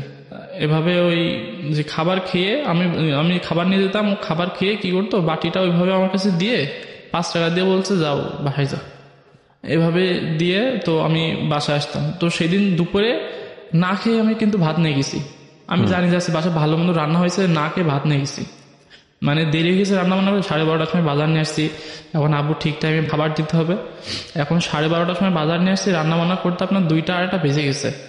2টা 2:30টার সময় বলছে যে কি যে তোমার আব্বু খিদা লাগছে, তাড়াতাড়ি ভাত নিয়ে যাও, ভাত নিয়ে এসে খাবা। তো এইটুকু বুঝলে যে অত বড় মানুষ বাটা বাজারে, তার খিদা লাগলে কিছু খাইতে পারবে, আর আমি যে না খেয়ে আসি, তো আমাকে এই অবস্থায় ভাত নিয়ে যেতে হবে। মানে আমি তো আবার কিছু বলতে পারতাম, বললে আব্বুর সাথে বলে দিতে হবে, আমার আবার মারধর করবে। তো কি করছে, ওই খিদে পেটে ওদিকে তো টাকা দিয়ে নি, হেঁটেই চলে গেছে ভাত নিয়ে। তো আমি ভাত নিয়ে গেছি, আমার আপু আবার কি করতো, ওই যে রাস্তা পর্যন্ত আমার এগিয়ে দিত। তো আমার আপু আবার ওই মানে যতদূর দেখেছিলাম ততদূর আমাকে দেখছে। আমি যখন খাবারটা নিয়ে যাই তখন আমার পেটে আমি হাত দিয়ে যাচ্ছিলাম যে খিদা লাগছে, আমি এখন খেয়ে গেলে কিছু ভালো হতো। আমি আপুরে বলছি আপু আমার কিছু খাওয়া দাওয়া, আমি খেয়ে ভাতটা নিয়ে যাব। তো এই ভাত নিয়ে যাওয়ার অন্যদিন আগে কি করতাম, ভাত নিয়ে যাওয়ার আগে 10 থেকে 15 মিনিট আগে খেয়ে নিতাম, যে ভাত খেয়ে তো আবার হাঁটা যাবে না। তো সেদিন খাবার দেয়নি, সে পেটে হাত দিয়ে আমি যাচ্ছি। আমার বড় বোন খুব কান্নাকাটি করছিল। তো আমার বড় বোনরাও আমি যখন ভাত থেকে আসি তখন 5টা মতো বেজে গেছে, যেহেতু 2:30টার সময় নিয়ে গেছি ভাত, তখন যেতেই আপনার আধা ঘন্টার মতো সময় লাগছে, আর আসতে আধা ঘন্টা, আর ওখানে খাইছে আধা ঘন্টার মতো খাইছে, পুরো 1.5 ঘন্টা 2 ঘন্টা হয়ে গেছে। মানে ভাতের ঠিয়ে প্লেট সাথে করে নিয়ে আসতে হতো? হ্যাঁ, সাথে করে উনি খেয়ে দিত, ওগুলো আবার নিয়ে আসতে হতো সাথে করে। তো আপনার অভুক্ত অবস্থায় আপনাকে একবার জন্য জিজ্ঞেসা করলো না যে তুমি খেয়েছো কিনা? না, এগুলো জিজ্ঞাসা করতো না, প্রতিনিয়ত এভাবেই করতো। তিনি খেয়ে আমার কাছে বাটিটা দিয়ে দিত। বাটিটা দেওয়ার পরে আমি ওই দিন আসি তখন 5টা 5:30 বাজে, কিন্তু 5 টাকায় দিছে। ওই 5 টাকাতে কি করছি, আমি কিছু খেয়ে নিছি আগে। কিছু খেয়ে নিয়ে তাই আমি ওই দিন কিছু খেয়ে পরে ওখানে একটা চার দোকানে বসে টিভি দেখছি, আর কিছু খেয়ে 5 টাকাতে একটা রুটি আর একটা কলা খাইছিলাম। তখন জিনিসের দামও কম ছিল। 5 টাকাতে একটা রুটি, তখন এই 3 কোণে একটা রুটি থাকতো, 2 টাকা করে নিত, আর 3 টাকাতে একটা কলা, 5 টাকায় খাইছি। খুব খিদা লাগছিল ওই সময়, চিন্তা করে নিচ্ছে আমার হেঁটে যেতে হবে, আমার এই খাওয়ার দরকার, খুব খিদা লাগছে। এখন খিদা লাগার পরে তো এই খাইছি, খেয়ে মানে ওখানে 10-15 মিনিট মতো টিভি দেখছি।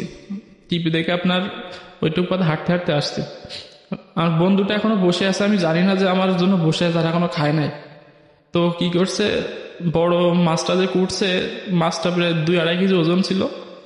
তো এই 2 পিস মাছ রাখছে। তো 2 পিস মাছ রাখছে আপনার নিচ থেকে খুব ছোট ছোট পিস, লেজের কাছাকাছি। হ্যাঁ, লেজের কাছে 2 পিস মাছ রাখছে। 3 জনে খাবো, আমাদের খাবার আর বেড়ে দিত। বেড়ে দিয়ে ওই ওখানে আমার মিসকেপ ছিল, ওইটা তালা মেরে রাখতো, চাবি ওনার কাছে থাকতো। মিশতে তালা মেরে রাখতো। হ্যাঁ, ওনার পরিমাণ মতো আমাদেরকে খাবার দিত। তো এই 2 পিস মাছ দেখে আমার বড় আপু বলছে আমি তো খাইছি, তা তোমরা 2 জনে 2 পিস খাও। আমি তো খাওয়া দাওয়া করছি, কিন্তু আমি তো আনন্দে 1 পিস খেয়েই নিছি দেখে। আর মেজবাবু তো বুঝতে পারছে, আর মেজবাবুর বয়স তো তখন, আমার মেজবাবু তো তখন ক্লাস 6-7 পড়ে। আর বড় আপুটা? বড় আপুটা 9-এ পড়ে, মানে 9 কিংবা নিউ 10 এরকম হবে। ওকে। খাওয়ার পরে আমি আনন্দে আনন্দে খেয়ে নিছি 1 পিস। পরবর্তীতে আমি খেয়ে ওখানে বসে আবার ওই যে কাগজ ছিল, ওই কাগজে আবার ওই যে কি করছি, ঘড়ি বানাচ্ছি বারান্দায় বসে। আর আমার 2 আপু ওখানে খাবারটা দেখলাম আমার মানে শেয়ার করে খাইছে। তখন আমি আপুরে বলছি, আপু মাছ তো অনেক বড়, তাই এটুকু মাছ রাখছো কেন, আর একটু মাছ নিয়ে আসতে পারলে না? তো বলছে যে ভাই একটু খাও, পরবর্তীতে আরো দিবে। তো ওই মাছটা ওই ওই একদিন আমরা খাইছি। উনি কি করতো, রান্না করতে গেলে মানে রান্না করতে করতে অর্ধেক খেয়ে নিত। তো এভাবে চলতে থাকলে আমার আব্বু যখন সেদিন রাতে বাসা আসলো, সেদিন ওই মানে রাতেও রান্না করছে আপনার বেগুন আর ওই মাছ, এগুলো রান্না করছে। রান্না করলে আর ওই ডিম রান্না করছে।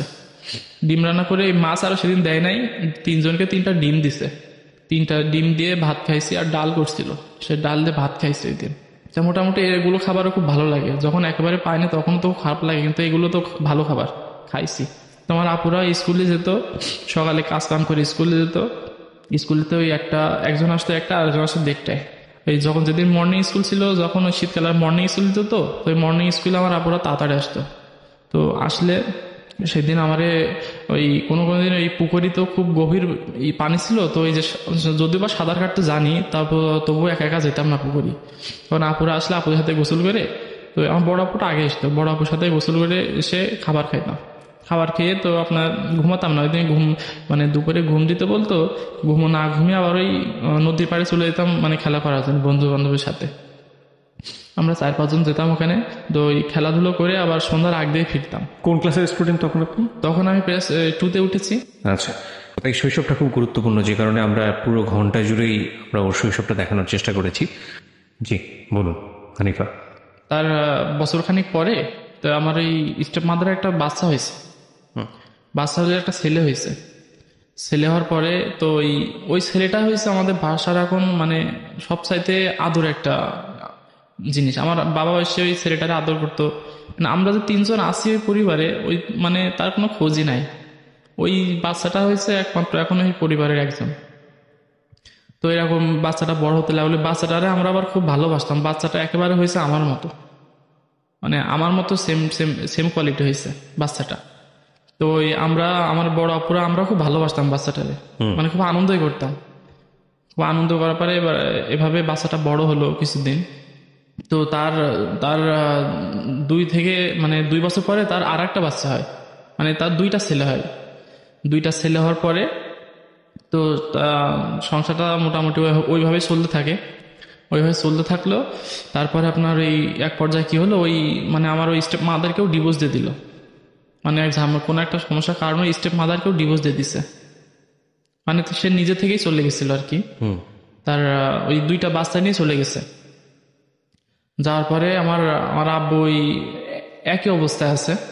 একই অবস্থা থাকলে এক পর্যায়ে কি করে, ওই স্টেপ মাদার যা ডিভোর্স দেওয়ার 5 মাস পরে আমাদের ওই যে জায়গাটা ছিল, যে মানে আমাদের তো তেমন মানে আবাদি কোনো জমি ছিল না, ওই যে ভিটে বাড়িটুকু যেটা ছিল মোটামুটি খুব ভালো জমি ছিল ওখানে। তো এটা বিক্রি করে দিছে।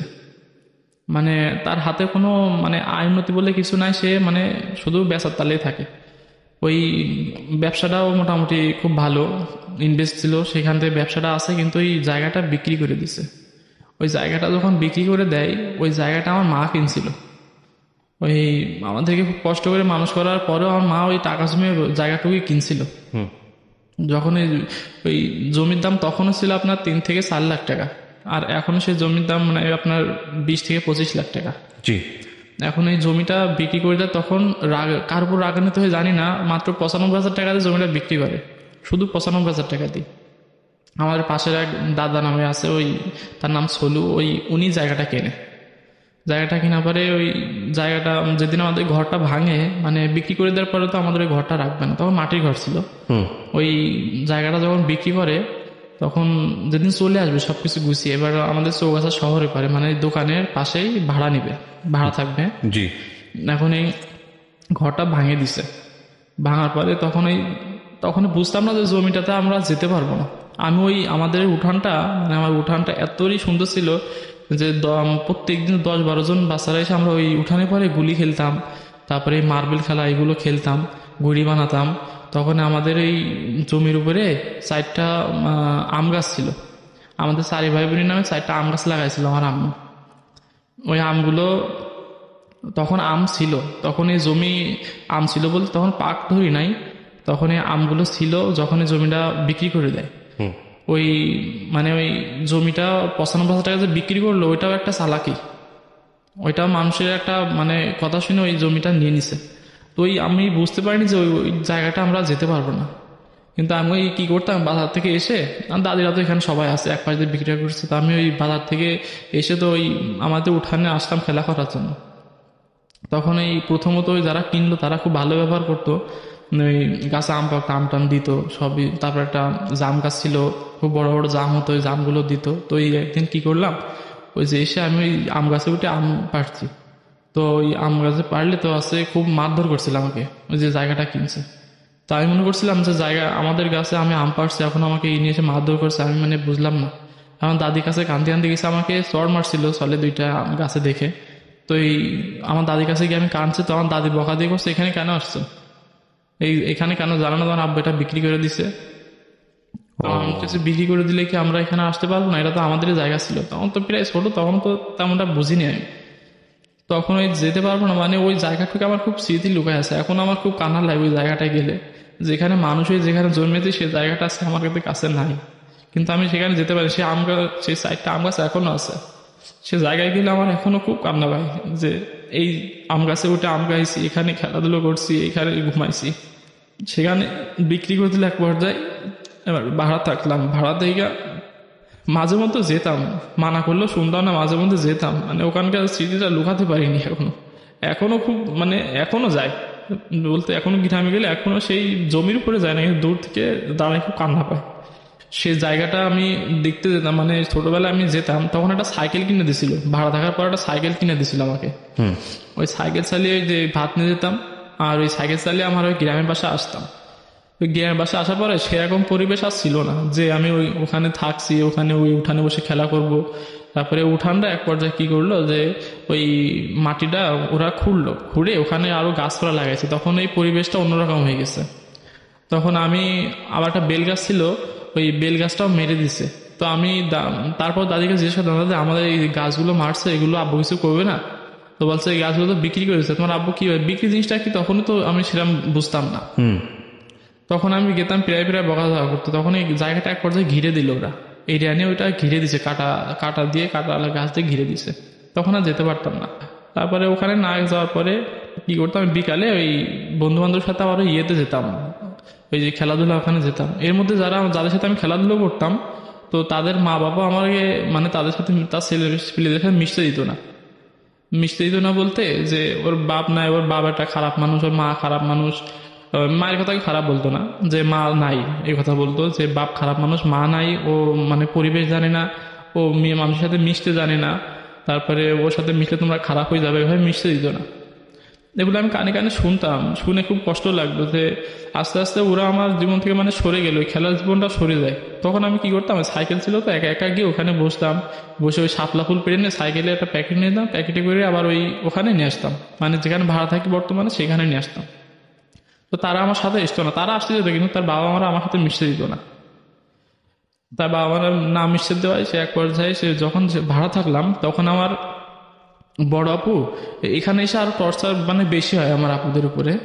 তখন আর বড় আপু আমার মানে চৌগাছা ভাড়া থাকার 3 থেকে 4 মাস পরে তো এই আমার আম্মু নিয়ে যাবে, আর বড় আপুরে নিয়ে যাবে এটা আমরা আমার মেজাপুর সাথেও জানাই না, আমাদের সাথে আমি কাউকে জানাই না। যদি আমরা কানাঘাছি করে আমার আব্বু যদি টের পায় তো আমার খুব মারধর করবে।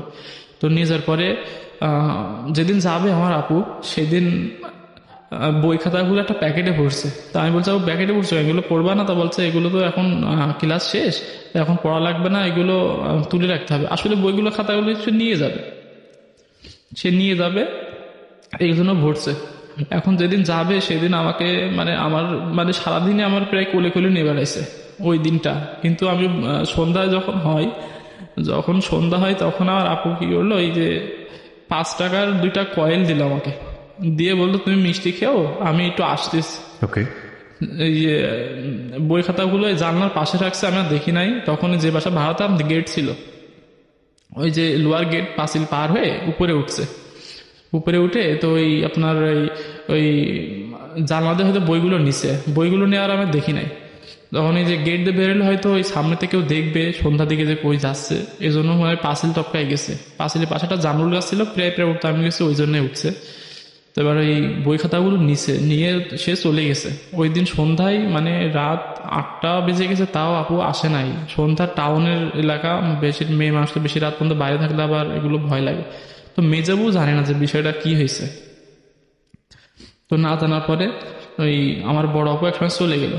তো এই যেদিন চলে গেল সেদিন আমি মানে না পেয়ে মায়ের মধ্যে খোঁজ করতাম, কিন্তু আর বড় আপু সবসময় আদর করতো, তো এই জন্য মার তখন তো বুঝতে পারতাম না, মা মাঝে মাঝে দেখতে আসতো। এরপরে বড় আপু চলে যাওয়ার পরে আমি যখন রাত্রে ঘুমানো যায় তখন বড় আপু নাই, 3জন একসাথে ঘুমাতাম। আর আমার আব্বু থাকতো অন্য রুমে, 3টা রুম নেওয়া ছিল সেখানে, একটা রুম খালি থাকতো, আর একটা রুমে আমরা 3জন ঘুমাতাম, আর একটা রুমে আমার আব্বু। তখন এই বড় আপু সেদিন নাই। এখন আমার মেজো আপু আমার ধরে কান্নাকাটি করছে। তখন এই আমার বড় আপু চলে যাওয়ার পরে সংসারটা চাপ আসে আমার মেজাপুর উপরে। মির্জাপুর উপরে আসলো। তো এই আমার আব্বু যখন বাসায় আসতো তখন রাত 9টা, 10টা, 10:30, 11টাও বাজতো।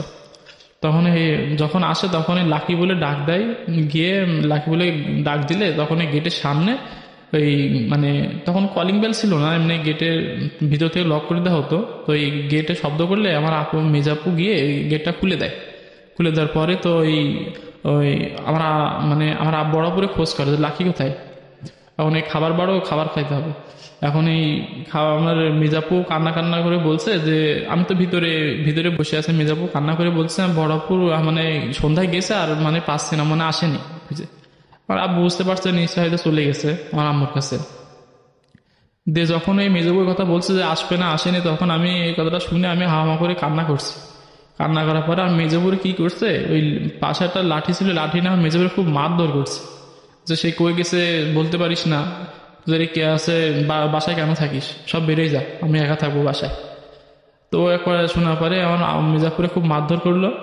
মারধর করার পরে আমার মির্জাপু মানে কোনো রকম হাঁটতে হাঁটতে চলে আসলো ওই আপনার রুমে। আর আমার আব্বু নিজের মতো নিজে খেয়ে ওইভাবে শুয়ে পড়লো। আর আমরা ওই দিন না খেয়ে শুয়েছিলাম, আমার মির্জাপু কাঁদতে কাঁদতে খাইনি, আর আমিও খাইনি। আর আব্বু দিন সকালে চলে গেলে তে মেজবু মানে এতই মারধর করছিল যে হাঁটতে তার একটু সমস্যা ছিল। ওই দিন আর স্কুলে যায়নি। স্কুলে না গিয়ে পরের দিন স্কুলে গেছে গিয়ে আমি এখন বাসায় একা হয়ে গেছি। এখন আমি যে আমার স্কুলে একটু দূর হয়ে গেছে ওই গ্রাম থেকে চলে আসার পরে। দূরে গেলে আমি ওই সাইকেল চালিয়ে স্কুলে যেতাম। স্কুলে গেলে তো ওই সাইকেল চালিয়ে যখন স্কুলে যেতাম তখন মানে ক্লাস থ্রিতে উঠছি। গেলাম, মেজবু ওই আসতো ওই 1:30টার সময় স্কুল থেকে ফিরতো। তখন 1:30টার সময় এসে এখন রান্না বান্না করতো ওই টাইমে। এখন আমার স্কুল থেকে এসে খিদা লেগে যেত। আর খিদা লেগে গেলে এখন এই মাঝে মধ্যে সাইকেল নিয়ে ওই স্কুল থেকে ডাইরেক্ট আমি আব্বুর কাছে চলে যেতাম। গিয়ে কিছু টাকা পয়সা চাইলেও মাঝে মধ্যে দিত, মাঝে মধ্যে দিত না। দিয়ে এবার ওই খাবারও সমস্যা হয়ে গেল। খাবার মানে ঠিক টাইমে তো আর খাবার পাচ্ছে না। এখন খাবার না সমস্যা হয়ে যাওয়ার কারণে একবার আমার মেজবুরে বলে তোমার আর স্কুলে পড়া লাগবে না, তুমি বাসায় এখন থাকো। তো এই কথা শুনে তো আমার মেজবু খুব কান্নাকাটি করে যে আমি এখন বাসা থেকে তখন আমি পড়াশোনা করবো না, এখন বাসায় কাজ কাম কীভাবে কী করবো। এভাবে চলতে থাকার পরে তারপরে তখন এই আমার আব্বু এক সময় বললো যে মেজবোন রেখে মানে আমার মেজবোন কি পড়াশোনা করাবে না, বাসায় রাখবে আর কি। কোন ক্লাসে থাকা অবস্থা এটা মানে আমার বোন তখন নিউটেনে। আচ্ছা। আর বড় বোন তো চলে গেছে? হ্যাঁ, বড় বোন চলে গেছে। বড় বোন যেদিন গেছে সেদিনও খুব হৃদয় বিদারক ঘটনা। সেদিন কি আপনি জানতেন না যে চলে যাচ্ছে? না চলে যাচ্ছে এটা আমি জানতাম না। সেদিন মানে তখন আছে, সেদিন সে একটা কথা বলছিল, ভাইয়া ভালোভাবে পড়াশোনা করো। কথাটা এখনো মনে পড়ে। বলছে ভালোভাবে পড়াশোনা করো, আর মেজবু থাকছে, মেজবুর কাছে পড়াশোনা যা করো তা অ্যান্সার দিও। এভাবে মেজবুনকে বলছে। মানে মেজবুন তখন পাশে ছিল না। মেজবুন তো এভাবে বললে সে বুঝে যাবে যে হয়তো সে চলে যাবে কিংবা কিছু করবে। তখন মেজবোনও খুব কান্নাকাটি করে যখন বড় বোন চলে যায়, কারণ বড় বোনটাই ছিল আমাদের একমাত্র গার্জিয়ান মতো বলা যেতে পারে। তো হ্যাঁ, আপনাদেরকে মেজবোনকে লেখাপড়া করা বন্ধ করে দিতে বললো। তারপর মেজবোনদের পড়াশোনা বন্ধ করে তখন মেজবু বললো যে না, পড়াশোনা বন্ধ করবো না। এইভাবে তরবতরি করে একবার যা মেজবোনের মারধর করা শুরু করলো। মারধর করার পরও তারপর মেজবু স্কুলে যায়, শোনে না, তারপরে স্কুলে যাই। কোনো এরপরে বড় বোন চলে যাওয়ার পরে কোনো দিন আমি ভাত নিয়ে যেতাম না। আমার আব্বু হোটেলেও খেয়ে নিত, যে রান্না হচ্ছে না বাসায়, হোটেলে যাবো। আর আমরা খেতাম বড় মেজবু যখন স্কুল থেকে আসতো তখন খাইতে তো 4টে 4:30 বেজে যেত, যে ওই টাইমে স্কুলে আসবে, রান্না বান্না করবে, তারপরে যে খাবো। আর ওই যেহেতু সে বাজারে খেতো না, বাসার রান্না করা খেতো না, তবে বাজার ঘাটও তেমনটা করতো না। তো না করার পরে ওই এক পর্যায়ে কি হলো, ওইভাবে চলতে থাকলো। এখন আমার মেজের মুড়ে খাবার মানে কাপড় চোপড় দিত না, সে তো মেয়ে মানুষ, সে কাপড় চোপড় দিত না, তারপরে বিভিন্ন রকমের টর্চার এগুলো। তারপরে আমার মা এক সময় মানে মেজে মুন্ডু নিয়ে চলে যাবে, এরকম একটা কথাবার্তা। এর মধ্যে বড় বোন গিয়ে আবার বড় বোনরে আবার ওখানে কলেজে ভর্তি করাইছে, করে আবার একটা ক্লিনিকে চাকরি দিছে। ক্লিনিকে চাকরি দেওয়ার সে 3500 টাকা বেতন পায় তখন, ওই ক্লিনিকে যে চাকরি দিছে। তখন আমার নানাদেরও যে অবস্থা তেমনটা ভালো তা নাই। এখন ওই চাকরি দিছে, চাকরিতে আমার এই ছোট বোনটা তখন হাঁটতে পারে, স্কুলে দেয় না, হাঁটতে পারে। আর ওই বড় বোনটা চাকরি করতেছে, আর মা তখন কাজ কাম করে, মানে নানাদেরই মানে আবাদ একটু ছিল, ওইটু কাজ কাম করে। কাজ কাম করলে তো ওই বড় বোন কলেজে পড়ছে আর ওইখানে চাকরি করছে। এখন মেজেপুরে একটা মানে ওইভাবে টর্চার হচ্ছে বলে মেজে বোন করে নিয়ে যাবে, এরকম একটা মানে বলা কথা চলছে। আমি এটা পরে বুঝতে পারছি যে মেজে বোন যেদিন চলে যাবে, আমার মেজে বোন এখান থেকে এসএসসি পরীক্ষায় দেয়। এসএসসি পরীক্ষা দেওয়ার পরে যেদিন মেজবুরি নিয়ে যাবে, সে মেজবুসে একই কাজ করলো, যে আমাকে ওই দিন রেখে ওই আমাদের সাথে আবার ভাড়া দেখতে আন্টির কাছে রেখে তো চলে গেল। তো আমি সেদিন মেজবু আমাকে কিছু বলে নাই, ওইভাবেই চলে গেছে, বই খাতা নিয়ে চুরি করে ওইভাবে চলে গেছে। যার পর এখন তো আমি একা হয়ে গেছি, এখন আবার পড়াশুনো করার কোনো লোক নাই। তারপরে আমি যে কি খাবো কি করব সেই ইয়েটাও নাই। কি করতাম, এক পর্যায়ে আমি ওই যে তখন এই যে বন্ধু বান্ধবের সাথে যে খেলাধুলো করতাম তাদের সাথে মিশতে পারতাম না। তাদের বাসায় যে ডাকতে যেতাম খেলাধুলো করার জন্য, তার মারা বকতো যে আমি একটা খারাপ ছেলে, খারাপ মানুষের ছেলে, এই জন্য আমাকে মিশতে দিত না তাদের সাথে। এখন আমি খুব একা হয়ে যেতাম, বাজারে যে আব্বুর সাথে বসবো সময় কাটাবো, সেই সময় মানে সেই তাও হতো না, তার দোকানের সাথে থাকতে দিত না, মানে সামনে পরে রাখতে দিত না, এরকম অবস্থা। তো মেজেবু চলে যাওয়ার পরে আমি খুব একা হয়ে যাই। এখন আমার খাওয়া দাওয়ারও খুব সমস্যা। তখন আমার মাঝে মধ্যে দেখতে মানে মেজে বোন যেদিন চলে গেল, ফার্স্ট টাইমে আমার মা আর আমার মেজে বোন, আমার বড় বোন আমাকে দেখতে আসে। দেখতে আসলে আমার তখন একটা জিদ হয়ে যায় যে আমাকে সবাই ছেড়ে চলে গেল, তারা কি জন্য আমাকে দেখতে আসে। প্রথম ওই দিন যেদিন দেখতে, সেদিন আমার কাকি যে ভাড়া থাকতো, কাকিদের রুমে বসে আমি টিভি দেখছিলাম। তখন সাদা কালো টিভি ছিল, ওই টিভি দেখছিলাম, দেখে তারা আসছে, এসে একজনের খবর পাঠাচ্ছে। তো আমি যাচ্ছি না গিয়ে সাইকেল নিয়ে আমি চলে গেছি অন্যদিকে। তো সেদিন তারা চলে যায়, আমি রাগ করে তাদের সামনে যাইনি, যেহেতু তারা আমার মানে একটা মানে মনে রাখছিল যে তারা আমার চলে গেছে। আমি আবার কি করতাম, মানে একা থাকতে পারতাম না বলে রাতে মানে অন্ধকার হলে আমার খুব ভয় করতো। মানে আমি এখনো পর্যন্ত আমি থাকতে পারি না রাতে অন্ধকারে। তো সেই সময় চলে যাওয়ার পরে আমি মানে আমার উপরে মানে একটা মানসিক একটা মানে চাপ সৃষ্টি হয়ে যায়। মানসিক চাপ সৃষ্টি হয়ে যায় বলে আমি একা কি করবো কি মানে কিছু বুঝতে পারতাম না। না আছে খাওয়ার সময়, না আছে পড়াশোনার একটা সময়। একটা ওইটুক বয়সে যদি একজন কাছে না থাকে গার্জিয়ান হিসাবে, তো একটা বাচ্চার পড়াশোনা বা কি হয়, তার খাওয়া, তার মানে শারীরিক অবস্থার দিক দিয়ে কেমন লাগে। তো আমি ওইভাবে চলতে থাকার পরে আমার আব্বু তখন কি করতো, তো আমি যখন রান্না বানাতে হতো না, তখন 3 বেলা মানে হোটেলে খাওয়া শুরু করলাম। একবার যে হোটেলে খাওয়া শুরু করলাম, তো হোটেলে খাবার খেতে ভালো। এর মধ্যে আর মারা দেখতে আসতো, এর মধ্যে খাবার খেতাম, মারা নিয়ে আসলে খাবার খেতাম। কিন্তু ওই যে মেজে বোনটা চলে যাওয়ার পর থেকে আমি আর ওদের সাথে মানে কোনো মিলামেশা করতে চাইতাম না। মানে মনে খুব কষ্ট লাগতো যে আমাকে একা ফিরে সবাই চলে গেল কি জন্য।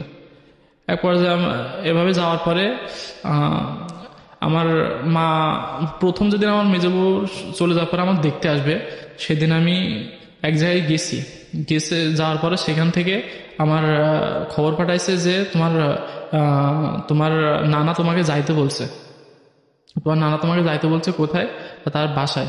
কিভাবে যাবো আমি, আমার তো শুনলে আমার তো খুব মারধর করবে। এখন আমি গেছি, যাওয়ার পরে ওই দিন বাসায় মানে খুব বিরাট একটা মানে আওয়াজ সৃষ্টি করে আমার আব্বু। তো এই গ্রামের মানুষজন ধরে যে আমার 3টা মেয়ে নিয়ে গেছে, আমি কিছু বলি না, ছেলেটারে নিয়ে গেল, তাহলে আমি এখন কিভাবে থাকবো। এটা মানে আপনার আগের মানে ওনার আগের হাজবেন্ড মানে আপনার মাকে নিয়ে ধরনের কথা বলছে? হ্যাঁ। ওকে। এখন আমি কিভাবে থাকবো, এখন সে কিভাবে থাকবে? সে তো মনে করেন আমরা সব ওর কাছে চলে গেলে সে খুশি, কিন্তু এটা তো লোকের বোঝাতে হবে সে কিভাবে থাকবে। এখন আমার নানারা তো আমার আবার খুবই ভালোবাসতেন, যে 3টা মেয়ের পরে একটা ছেলে, মানে আমারে খুব আদর যত্ন করতেন।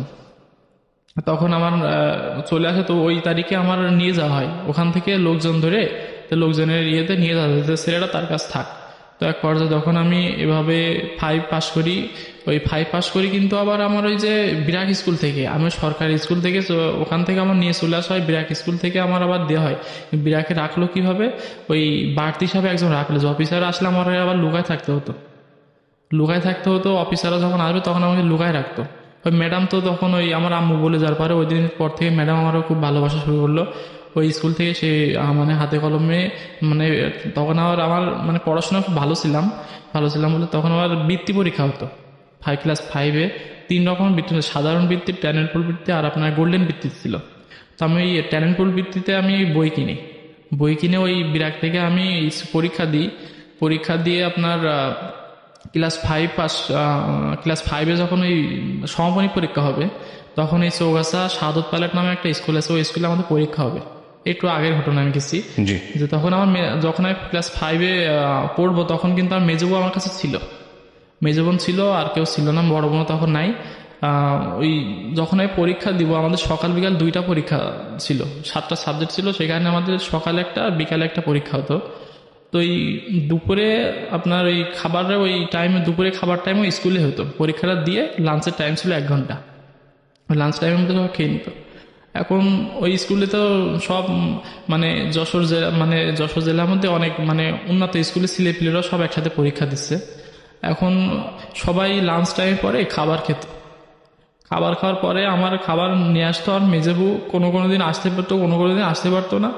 তো ওই কাছে যদি 10-20 টাকা থাকতো, ওই দিয়ে কিনে খেতাম। কিংবা পরীক্ষা শেষে যে জিজ্ঞাসা করবে যে ভাই পরীক্ষা কেমন হয়েছে, কিভাবে পরীক্ষা দিছো, কি খাইছো, সে মানুষটাও ছিল না। আশেপাশে সবাই কত সুন্দর করে খাওয়া দাওয়া করতো, মানে আমার কাছে জিজ্ঞাসা করবে যে কি খাইছো, একজন যে কিভাবে পরীক্ষা দিছো, কি লিখছো, সে মানুষটাই পাইতাম না। আর আব্বু তো কোনোদিন আমার কাছে পরীক্ষার হলে আসেইনি। অনেকেরই গার্জেন আছে যে তাদের সাথে করে পরীক্ষার হলে নিয়ে আসবে, কিন্তু সময় তো খাবারই পেতাম না। কিন্তু খাবারই যখন পেতাম না, তখন কে জিজ্ঞাসা করবে যে ভাই তোমার পরীক্ষা কেমন হয়েছে, কি হয়েছে? তখন আর মেজো বোন কি করতো, ওই তার স্কুল ছুটি হতো 1:30টার সময়, সে রান্না বান্না করে আমি লাস্ট পরীক্ষা দিয়ে তারপরে স্কুল থেকে খেয়ে আসতাম। লাস্ট পরীক্ষা দিয়ে বলতে যখন ওই লাঞ্চ টাইমে খেতে পারতাম না, ওই লাঞ্চ পরে বিকালে যে পরীক্ষাটা হতো, ওই বিকালে পরীক্ষার পরে গিয়ে আমি খাইতাম, খিদে পেটে পরীক্ষা দিতাম। প্রিয় শ্রোতা, সময় চলে যাচ্ছে এবং শীতল হচ্ছে, মানে মাথাটা পুরো শরীর কেমন জানি ভারলেস হয়ে যাচ্ছে। এগুলো আমাদের জীবনে ঘটে যাওয়া গল্প, এবং এই গল্পগুলো আমাদেরকে কাঁদায়। কিন্তু আমরা বিশ্বাস করি এই গল্প শুনে যদি একজন বাবাও সচেতন হন সন্তানের জন্যে, তাহলে এই গল্পটা সার্থক হবে। কারণ সন্তান একটা উপহার, আল্লাহর একটা উপহার, এবং এই উপহারটাকে ঠিকমতো লালন পালন করতে না পারলে ওদেরকে দুনিয়াতে নিয়ে এসে কষ্ট দেওয়ার কোনো মানে নেই। আমি বহুবার এই কথাটা বলেছি আপনাদেরকে। আমি কথা না বাড়িয়ে হানিফার কাছে আবারও ফিরছি। হানিফা, জি বলুন। তারপরে লাস্ট পরীক্ষার সময় যখন খেতাম, তখন খুব ভালোই লাগতো। তখন কি করতাম, তখন এই সাইকেল চালায় আর পরীক্ষা দিতে যেতাম না। ওখানে ওই আমার ওই ভাড়া যে বাসা থাকতাম, বাসাতে কাছে স্কুল ছিল। স্কুল থাকার পরে মেজো বোন আর আমি তখন খাওয়া দাওয়া করে তখন একসাথে ফিরতাম। এই মুহূর্তে মেজো বোন তো চলে যায়, পরে আমি একা হয়ে যাই। এবার ক্লাস 6-এ যখন উঠি, ক্লাস 6-এ ওঠার পরে ওই যে স্কুলে পরীক্ষা দিলাম, ওই স্কুলে আমার 6-এ ভর্তি করা হয়। চৌগাছার সবচাইতে ভালো স্কুল ওটা, চৌগাছা শাহাদত পাইলট মাধ্যমিক বিদ্যালয়। 6-এ ভর্তি হয়ে, তখন 6-এ ভর্তি হওয়ার পরে তো আমার উপরে তখন একটা চাপ সৃষ্টি হয় বলতে মানে পড়াশোনার খুব একটা ব্যাঘাত ঘটে বলতে, তখন আমার আব্বু তো, আমার একটা বোন আমার কাছে নাই, আমার আব্বু তো এভাবে চলাচল করে। তো আমি কি করলাম, এক পর্যায়ে আমার আম্মুরে খবর পাঠালাম, আমার তো সবাইকে তো, আমার বোনেরা তো ওখানে চলে গেছে, তো আমার এখানে থাকতে খুব সমস্যা আছে, আমাদেরকে নিয়ে যাও না ওখানে। তো আমার আম্মু ওই কথা শুনে আমাকে খুব কাঁদে। মানে ওই স্কুলের পাশাপাশি ছিল স্ট্যান্ড, ওই যে আমার বাস কাউন্টার আমার নানার, তো ওখানে এসে দাঁড়ায় থাকতাম টাকা নেওয়ার জন্য আমার নানার কাছে। তখন নানা দেখে মানে কোনো দিন খুব হাওমা করে কেঁদে ফেলতো, বুকে নিয়ে কোলে করে নিয়ে আমার এই চার দোকানে বসে বিভিন্ন রকমের নাস্তা পানি খাওয়াইতো, টাকা দিত। দেওয়ার পরে এক পর্যায়ে আমার মামা তখন ব্যাংকে চাকরি করতো। আমার মামা এক পর্যায়ে বললো যে আমার ভাগ্নেটা খুব আদরের ভাগ্নে, যে সে তো কষ্ট করছে, আমরা 3টা ভাগ্নে যখন এখানে নিয়ে আসতে পারছি, পড়াশোনা করাতে পারছি, তাদের মানুষ করতে পারছি, আমার ভাগ্নেটারও আমি নিয়ে এসে করতে পারবো। তখন আমার মামা তখন কি করলো, ওই মামা আমার নিয়ে চলে আসলো। ওই তখন আমরা 4 ভাই বোন এক জায়গায় হয়ে গেলাম। এক জায়গায় হয়ে যাওয়ার আচ্ছা। পরে তো এই আমার বাবা আমার আবার চাপ সৃষ্টি করলো যখন আমার নিয়ে চলে আসলো। তখন চাপ সৃষ্টি করার পরে তো এই আমার যে কমিশনার যে কাকা ছিল, ওনারা আবার খুব ভয় পাইতো, বলছে তুই আর একটা কথা বলবি তো তোর এই গ্রাম থেকে তাড়িয়ে দেবো। হ্যাঁ, তুই যে এই 4টে বাচ্চা সহ এইরকম অবস্থা করে বেড়াচ্ছিস, সেই বাচ্চাগুলো অবস্থা কি হবে? নানার তো পরিবেশ মোটামুটি ভালো, তারা মানুষ করতে পারবে, কিন্তু তুই কি করতে পারবি বাচ্চাটারে নিয়ে? এখন এক পর্যায়ে ওইভাবে থাকলো যে আমরা যে 4 ভাই বোন চলে গেছি, তা আমার বাবার মনে কিন্তু কোনো কষ্ট নাই, তারা আর ভালো হয়েছে, সে এখন একা হয়ে গেছে। এভাবে থাকলে তখন নানাদের পরিবেশটা যে পরিবেশ ভালো, কিন্তু যে তাদের অবস্থাটা ততটা ভালো উন্নতি তা নয়, কিন্তু তারা খুব মায়া মায়া মমতাশীল ছিল, যে আমরা এই যে এতিম হয়ে গেছি এখন। এখন আমাদের 4টে ভাই বোন, বড় বোনটারে তখন ওই ক্লিনিকে চাকরির বছরখানিক পরে তার বিয়ে হয়ে যায়।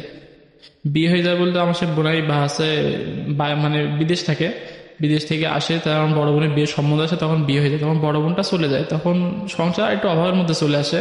তখন আমার বড় বোন কি করতো, মাঝে মধ্যে আমার মায়ের আবার কিছু টাকা পয়সা দিত। আর বোনাইটা আবার খুব ভালো লোক ছিলেন, উনি আবার কিছু টাকা পয়সা দিত, যেহেতু এখন মেজো বোনটা পড়াশোনা করছে, ছোট বোনটাও তখন ক্লাস অনেক ভর্তি করায় আর কি, কিংবা তার এই স্কুলে দেবে এরকম একটা ভাব। তখন আমি ক্লাস 6-এ পড়ি, তখন যখন আমি আসি স্কুলে, যখন আসি তখন আমার এই স্কুলে আমাকে মানে যে হাই স্কুলে মাদের এখানে ভর্তি করবে, ওই হাই স্কুলে আমাকে নিচ্ছিল না বলতে আমার এই মানে পরিবারের ব্যাকগ্রাউন্ড ভেবে নিচ্ছিল না, যে হেড টিচার। তো ওখানে যে অ্যাডিশনাল যে টিচারটা ছিলেন তার নাম লিয়াকত আলী স্যারকে আমি এখনো খুব মিস করি। আমার পাশেই বাসা আর কি, সে এখন রিটায়ার্ড হয়ে গেছে। সে নিজে হাতে আমার দায়িত্ব নিয়ে আমার স্কুলে ভর্তি করায়। ওই স্যারটা আমাকে পুরো বাবার মতো মানুষ করে।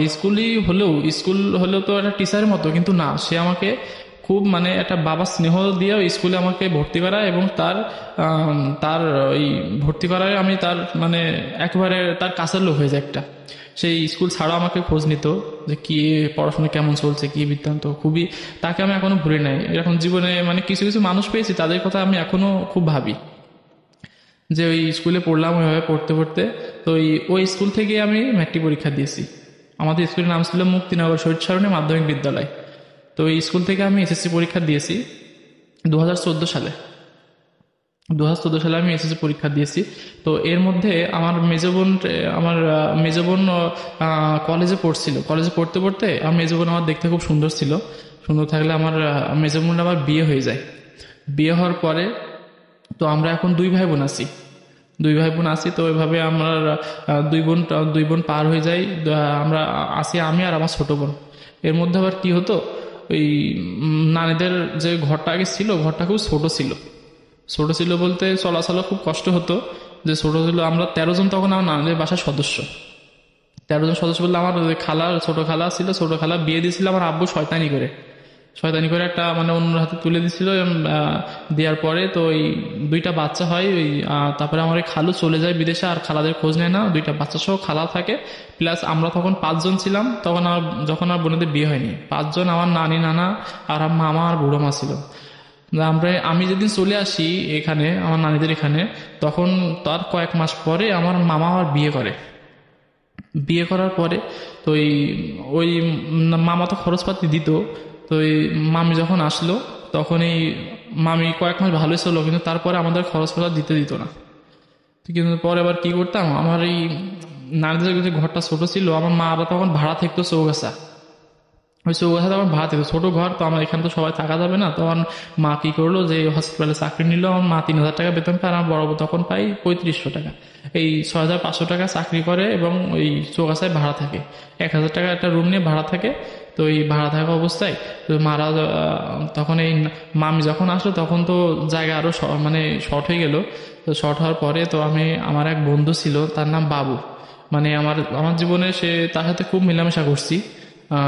ওর সাথে আমি খুব মানে পুরো সময়টা মানে বাকি যে সময়টা কাটাচ্ছি আমি স্কুল তারপরে প্রাইভেট কোচিং এগুলো বাদে বাকি সময়টা আমি ওর সাথে কাটাতাম, রাতেও ওর সাথে ঘুমাতাম। কিন্তু ওর মা কি করতো যে আমাকে মানে ওর সাথে মিশতে দিত না। এখানেও নানা বাড়ি সবাই একই অবস্থা, মানে কোনো বন্ধু বান্ধবের সাথে ভালোভাবে মিশতে পারতাম না। সবাই জানি কেমন একটা ইয়ে করতো। আমার নানিদের আবার সবাই বলতো যে এই মানে ওর বাবা ভালো না, ও ভালো হবে না, ওরে অন্য কাজে দিয়ে দাও, পড়াশোনা করাবা না। তো আমার নানা সবাইকে আবার ধমক দিত। তো এই বলছো আমার নাত ছেলে আমার নাতনা কিভাবে মানুষ হবে সে আমাদের দায়িত্ব, পাড়া কারো কথা শুনে তো আমরা এদেরকে ইয়ে করবো না। আমার নানা নানি আমার জীবনটা আমার নানা নানি আছে বিধায় হয়তো একটু পড়াশোনা করতে পারছে, আমার বোনের এখন ভালো অবস্থা আছে, ভালো পরিবেশে আছে, আমরাও আছি তাদের সহযোগিতা আর কি। এখন এভাবে চলতে থাকলো। এখন একদিন রাতে মানে চৌরাস্তা থেকে যখন আমার মামা সবার প্রতি সপ্তাহে বাড়ি আসে, শুক্র শনিবার ছুটি থাকতো ব্যাংক, বাসায় আসলে তো আমার আপুরা আসতো, মারাও আসতো। তো কি করতো ওই সবারই এক বাসায় ধরতো না, তখন আমার ওই বাবু, ওই যে বন্ধুটা ছিল নাম বাবু, ওর বাসায় আমরা মাঝে মাঝে ঘুমোতাম। তো এই ঘুমানোর পর ওর মা একদিন বলছে যে মানে ও কি জন্য আসে তোর কাছে, কি জন্য ঘুমাই, ও এখান মানে নানান ধরনের কথা শুনতো। এগুলো আমি শুনতাম, মানে আমার সামনে বলতো না, ও যখন থেকে তখন বলতো। তখন আমি এক পর্যায়ে শুনে ওই দিন রাত্রে উঠে এসে তো ওই দিন রাত্রে আমি আর বাসায় জানাইনি যে আমি মানে এখন বাসায় গিয়েও তো একটা মানে কেমন, বাসায় গিয়েও তো জায়গা নাই ঘুমানোর, এখন ঘুমাবো কোথায়, মারা আসছে, সবাই আসছে, আর মামি তো ওইভাবে থাকবে না যে মিলে ঝিলে থাকবে, ওইভাবে তো থাকবে না মাদের সাথে। এখন ওই দিন রাত্রে আমি কি করছি, আমাদের পাশে একটা পুকুর আছে, পুকুর পাড়ে একটা বিচলি আছে, ওখানে কচুর পাতা ছিল বড় বড়, ওইগুলো কেটে ওখানে মানে ঘুমায় বসছি রাতে। তো তখনও কিন্তু রাতে আমি মানে থাকতে পারি না, একা ভয় করে। তারপরও আমি একটা ঝোপের আড়ালে ওখানে কচুর পাতা নিজের বিচলি মানে ওই বিচলি বিছায় কচুর পাতা নিয়ে শুয়ে পড়লে তো ওই দিন সকালে খুব ভোরে উঠে হাঁটা চলে, মানুষ দেখলে আবার কি বলবে কি না বলবে, এগুলো আমি মানে খুব মানে রাতে ঘুম খুব কমই হয়েছে, কিন্তু রাতটা আমার খুব গেছে খুব কষ্টে। যে আজকে আমার যে জায়গাটুকু ধারণা জায়গাটুকু ছিল বাবা বিক্রি করে দিছে, এখন নানাদের বাসায় তো তেমন ইয়ে নাই যে এখানে ইয়ে করে থাকবো, লেখাপড়া কষ্ট করে এখানে করছি, তো এখন এই রাতটা আমি কই যাবো, তো ওখানে থাকার পরে রাতটা খুব কষ্ট করে কাটাইছি। যে একজন বলছে যে তার বাসায় থাকা যাবে না, এখন আমিও জানছি যে আমার বাসায় গেলে আমার এখন থাকা যায় না, আমি থাকবো, আমার তো নিজের একটা পরিস্থিতি ভেবে নিতে হবে। তখন ওই রাতটা ওইভাবে কাটিয়ে তো পরদিন সকালে উঠে স্কুলে গেলাম। স্কুলে যাওয়ার পরে বসে আছি এবার এক সময় গিয়ে এই টিফিন দিত আবার তখন হাই স্কুলে, তো এই টিফিনে বাসায় না গিয়ে আমি বসে আছি মানে স্কুলে মাঠে। তো আমার ওই স্যার আমাকে ডেকে সে খাবার এনতো, মাঝে মধ্যে আমার ওই স্যার কি করতো ওই টিফিনে আমরা স্যারে খাবারও খাওয়াইতো। তখন ওই খাবার ওই রাখছে, আমি ওই দিন আর আসিনি, বলছে আমি কি তোমার কি মন খারাপ, আমি বলছি না স্যার আমি এই বাসায় যাচ্ছি না, আমার একটু শরীরটা আমাদের ভালো লাগছে না, তো আমি একটু বসে আছি রোদে। ওকে। এখন ওই স্যার বলছে তাহলে শরীর ভালো থাকলে বাসায় যাও, আমি আসছে স্যার মানে হেড স্যারকে বলে তোমার ছুটি দিয়ে তুমি বাসায় যাও। বলছে না স্যার আমি সেরকম শরীর খারাপ না, আমি থাকতে পারবো, সমস্যা নেই। তো ওই দিন থাকলাম, কিন্তু আমার মনের মধ্যে একটা আঘাত লাগতো। ওখানে নানি বাড়ি যখন থাকতাম তখন কিন্তু মানুষ বলতো যে এর মধ্যে আমি আমার গ্রামের বাড়িতেও যেতাম, যদি ওই আম গাছ মুখে তাকাইতাম আম পেকে থাকতো যে আম খেতে পারবো কিনা, কিন্তু ওইগুলো আর ছুতে পারতাম না, খাইতেও পারতাম না। আর মাঝে মধ্যে আবার ওই যে বেশিরভাগ সময় কাটাতাম আমার ওই সেই নদীর পাড়ে গিয়ে বলতে ওই বট গাছের ওখানে গিয়ে সময় কাটাতাম বেশি। ওখানে যাইতাম আবার আমাদের জায়গাটা দেখতাম, উঠান দেখতাম আগের সেই পরিবেশটা নাই। এখন ওইভাবে চলতে থাকার পরে নানাদের এখানে বিভিন্ন রকমের মানুষ কথা শোনাইতো, আমার মারা আবার আমি তখন নানিদের বাসায় থাকতাম, আর আমার 3টা বোন আর আমার ওই মা থাকতো তখন ওই চৌগাছায় ভাড়া থাকতো ওরা। আমার ওই মেজো বোন গার্লস স্কুলে পড়তো, আর আছে বড় বউ তখন বিয়ে আছে, তখন ওখানে থাকে, বিয়ের সাথে হয়ে পরে, এটা বিয়ের আগে ঘটনা বলছি। তখন এই নানি বাড়ি ওখানে থাকার পরে তো এই মানুষ বিভিন্ন রকম কথা শোনাতো যে একে ভালো না ছেলে, কারোর সাথে মিশতে পারতাম না এক কথায়, কিন্তু আমার মনে একটাই ধাক্কা লাগতো যে আজকে আমার বাবা মা ঠিক নাই, বাবা মা ঠিক নাই বলতে বাবা মা যে আমার কাছে নাই, আমার নিজের বলে কোনো জায়গা জমি নাই বলে মানুষ আমার সাথে এরকম ব্যবহার করে। কিন্তু ওইগুলো আমি অনেক বড় ইয়ে করে ভাবতাম যে আল্লাহ তাআলা আমার কবে একটু প্রতিষ্ঠিত করবে, কবে আমি এইসব কথার হাত থেকে বাঁচবো, এমন এইসব মানে বিভিন্ন কথাবার্তা আর কি। এই এক পর্যায়ে কি করতাম, ওই যে মানুষের কথা শোনা পরে সন্ধ্যায় আমাদের বাসার পেছনে একটা সিঁড়ি পুকুর আছে, সিঁড়ি পুকুরে বসে বসে মানে খুবই কান্নাকাটি করতাম একা একা। একা একা।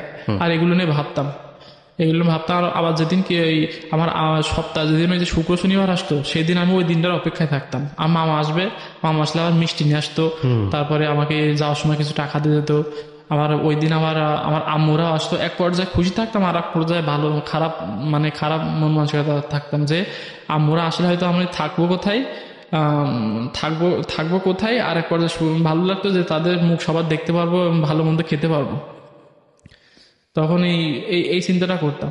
কিন্তু ওই দিন আমি কিন্তু যখন আমার আম্মুরা আসতো তখন কিন্তু আমি ওই প্রতিনিয়ত কিন্তু ওই যে বিচলির ওখানে ঘুমাইতাম, বিচলি পেতে ওই যে কচুর পাতার ওখানে ঘুমাইতাম। এবং আমার আম্মুরা নানিরা জিজ্ঞেস করলে আমি বাবুরে বলছিলাম যে যদি জিজ্ঞাসা করে তো বলবা যে তোমার কাছে আমি থাকি। তাদেরকে আমি বুঝতে দেয়নি যে আমি ওখানে থাকতাম। প্রতিটা মানুষের জীবনেই একটা করে গল্প থাকে, সেই গল্পের সাথে হয়তো লক্ষ লক্ষ মানুষের জীবন গল্প মিলে যায়। আমি আরজি কিবরিয়া আপনার সঙ্গে রয়েছি। আমি কথা না বাড়িয়ে হানিফার কাছে আবারও ফিরছি। হানিফা, জি বলুন। এর মধ্যে আমার মেজ বোন আর আমার বড় বোনের কিন্তু বিয়ে হয়ে গেছে। আর আমি যখন এসএসসি পরীক্ষা দেবো তখন আমার ছোট বোনটা মানে ক্লাস 3-তে কিংবা 2-তে পড়ে। এখন আমি এসএসসি পরীক্ষা দিন দেবো, সেদিন আমার মামা তো চাকরিতে, আমার মেজর 2 বোনের বিয়ে হয়ে গেছে, আর আম্মু হসপিটালে চাকরি করে। এখন আমি গেছি একা একা পরীক্ষা দিতে গেলে সে প্রথম যে ওই যে আপনার মানে পরীক্ষা, এখন তো পরীক্ষা হয় আপনার এই সিট নাম্বার দেখে দেখে, সবার গার্জিয়ান আসছে। এখন আমি আমার ওই স্যার আমাকে নিয়ে গেছে সাথে করে, আমার যে লেখক স্যার, উনি গেছে, উনি আমার সবকিছু দেখায় দুকে আসছে। ওনার কাছ থেকে আমি যেটুকু শিক্ষা পেয়েছি, তো আমার আর কোনো শিক্ষার দরকার নাই। আমার যে বাবা মার কোনো শিক্ষা আমি পাইনি, তা আমি মানুষের সম্মান করতে জানি কিনা এটা আমি জানি না, কিন্তু ওর কাছ থেকে, আমার ওই স্যারের কাছ থেকে যে শিক্ষাটুকু পেয়েছি, তা আমি মনে করি শিক্ষাটুকু আমার সারা জীবন কাজে লাগবে ওইটুকু সময়ের মধ্যে। এখন এভাবে এসএসসি পরীক্ষা দিলাম। এসএসসি পরীক্ষা দেওয়ার পরে আবার কি হলো, এর মধ্যে আমার মেজো বোন রে যে বিয়ে করছিল, সে আবার মানে একটু নষ্ট টাইপের ছেলে ছিল বলতে নেশা দ্রব্য করতো। তবে মেজো বোনরা আমার খুব মারধর করার পরে এক পর্যায়ে আমি আমার মেজো বোনরে তখন আমি যখন এসএসসি পরীক্ষা দেওয়ার আগে কিন্তু আমি একটু কাজকাম করি, মাঝে খেতে কাজকাম করি, তারপরে মানে বিভিন্ন খেতে কাজকাম করে কিছু টাকা পয়সা নিজের খরচটা নিজে আর কি তুলতে পারি। তখন এক পর্যায়ে আমার মেজো বোনের এরকম মারধর করার পরে তো আমার মেজো বোনরা আমি নিয়ে চলে আসি। তারপরে আপনার ওই যে এসএসসি পরীক্ষা আমি খুব ভালোভাবে দিলাম, তো রেজাল্টও মোটামুটি আসলো ভালো। তারপরে আসার পরে কি করলাম, ওই যে আর মা তখন আর কাজ কাম করতে পারে না। তারপরে ওই যে আমি এসএসসি পরীক্ষার পরে আমার এক ভাই আছে, ওই যে আমার ওই বাবা বাড়ি গ্রামের ওখানে এক ভাই আছে, তার নাম ইমরান। তার একটা মাছের আড়ত ছিল, পাইকারি যে মাছের আড়তগুলো থাকে, ওই আউট ছিল। সেখানে নিয়ে গিয়ে আমাকে একটা চাকরি দেয় ম্যানেজারের, এসএসসি পরীক্ষার পরে এটা। তো আমাকে সে চাকরি দেয়, সে মানে খাতা কলমে লেখালেখি কাজ এগুলো দেয়। সে আমাকে 3,000 টাকা বেতন দেয়।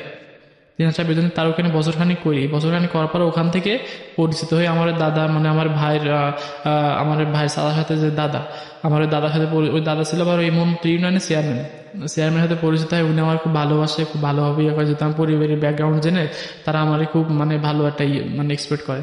এখন তারপরে ওই যে দাদার সাথে পরিচিত হয়ে ওই দাদা একদিন আমার ওই যে এমপি স্যারের কাছে নিয়ে গেল। এমপি স্যারের কাছে নিয়ে গিয়ে তো বললো যে ছেলেটা এরকম অবস্থা, তার পরিবার এরকম, তা আমি তো এখানে বছরখানি রাখছি, তার সংসার তো এখন বড়, তার বোনের বিয়ে হয়েছে, তার বোনের এখন তার বাসা আসে, তার মনে করেন একটা আপ্যায়ন বলে একটা কথা আছে, তার তো এখন মানে এই অবস্থা, তার মানে জায়গা জমি বলেও কিছু নাই, সে খুবই খারাপ অবস্থা। এক কথা বলা যায় সে এতিম। তো তার একটা ব্যবস্থা করে দেওয়ার জন্য এখন সেই এমপি স্যার বললো যে মানে সেদিন সে যশোরে একটা অনুষ্ঠান ছিল, প্রোগ্রাম ছিল, ওই প্রোগ্রামটা সেরে তো আমার দাদারে বললো ওরে আপনি ঢাকা পাঠাই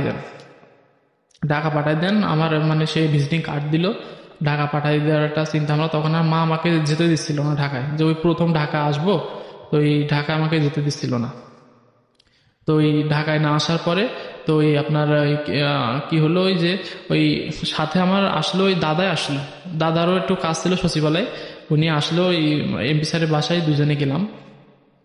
যাওয়ার পরে তো এই আমি প্রথম 2-3 দিন গিয়ে যে ফিরে আসছি, এমবি স্যার একটু চেষ্টা করছে কিন্তু কোনো জায়গায় কাজ হয় না। পরে তো ওই এক পর্যায়ে চলতে থাকলো, চলতে থাকার পরে আমি এখানে আবার একটা অন্য জায়গায় ঢাকা এক জায়গায় চাকরি নিলাম। যে এমবি স্যার বললো একটু দেরি হবে, এক জায়গায় কইছি তো একটু দেরি হবে, তো আমি এক জায়গায় চাকরি নিলাম।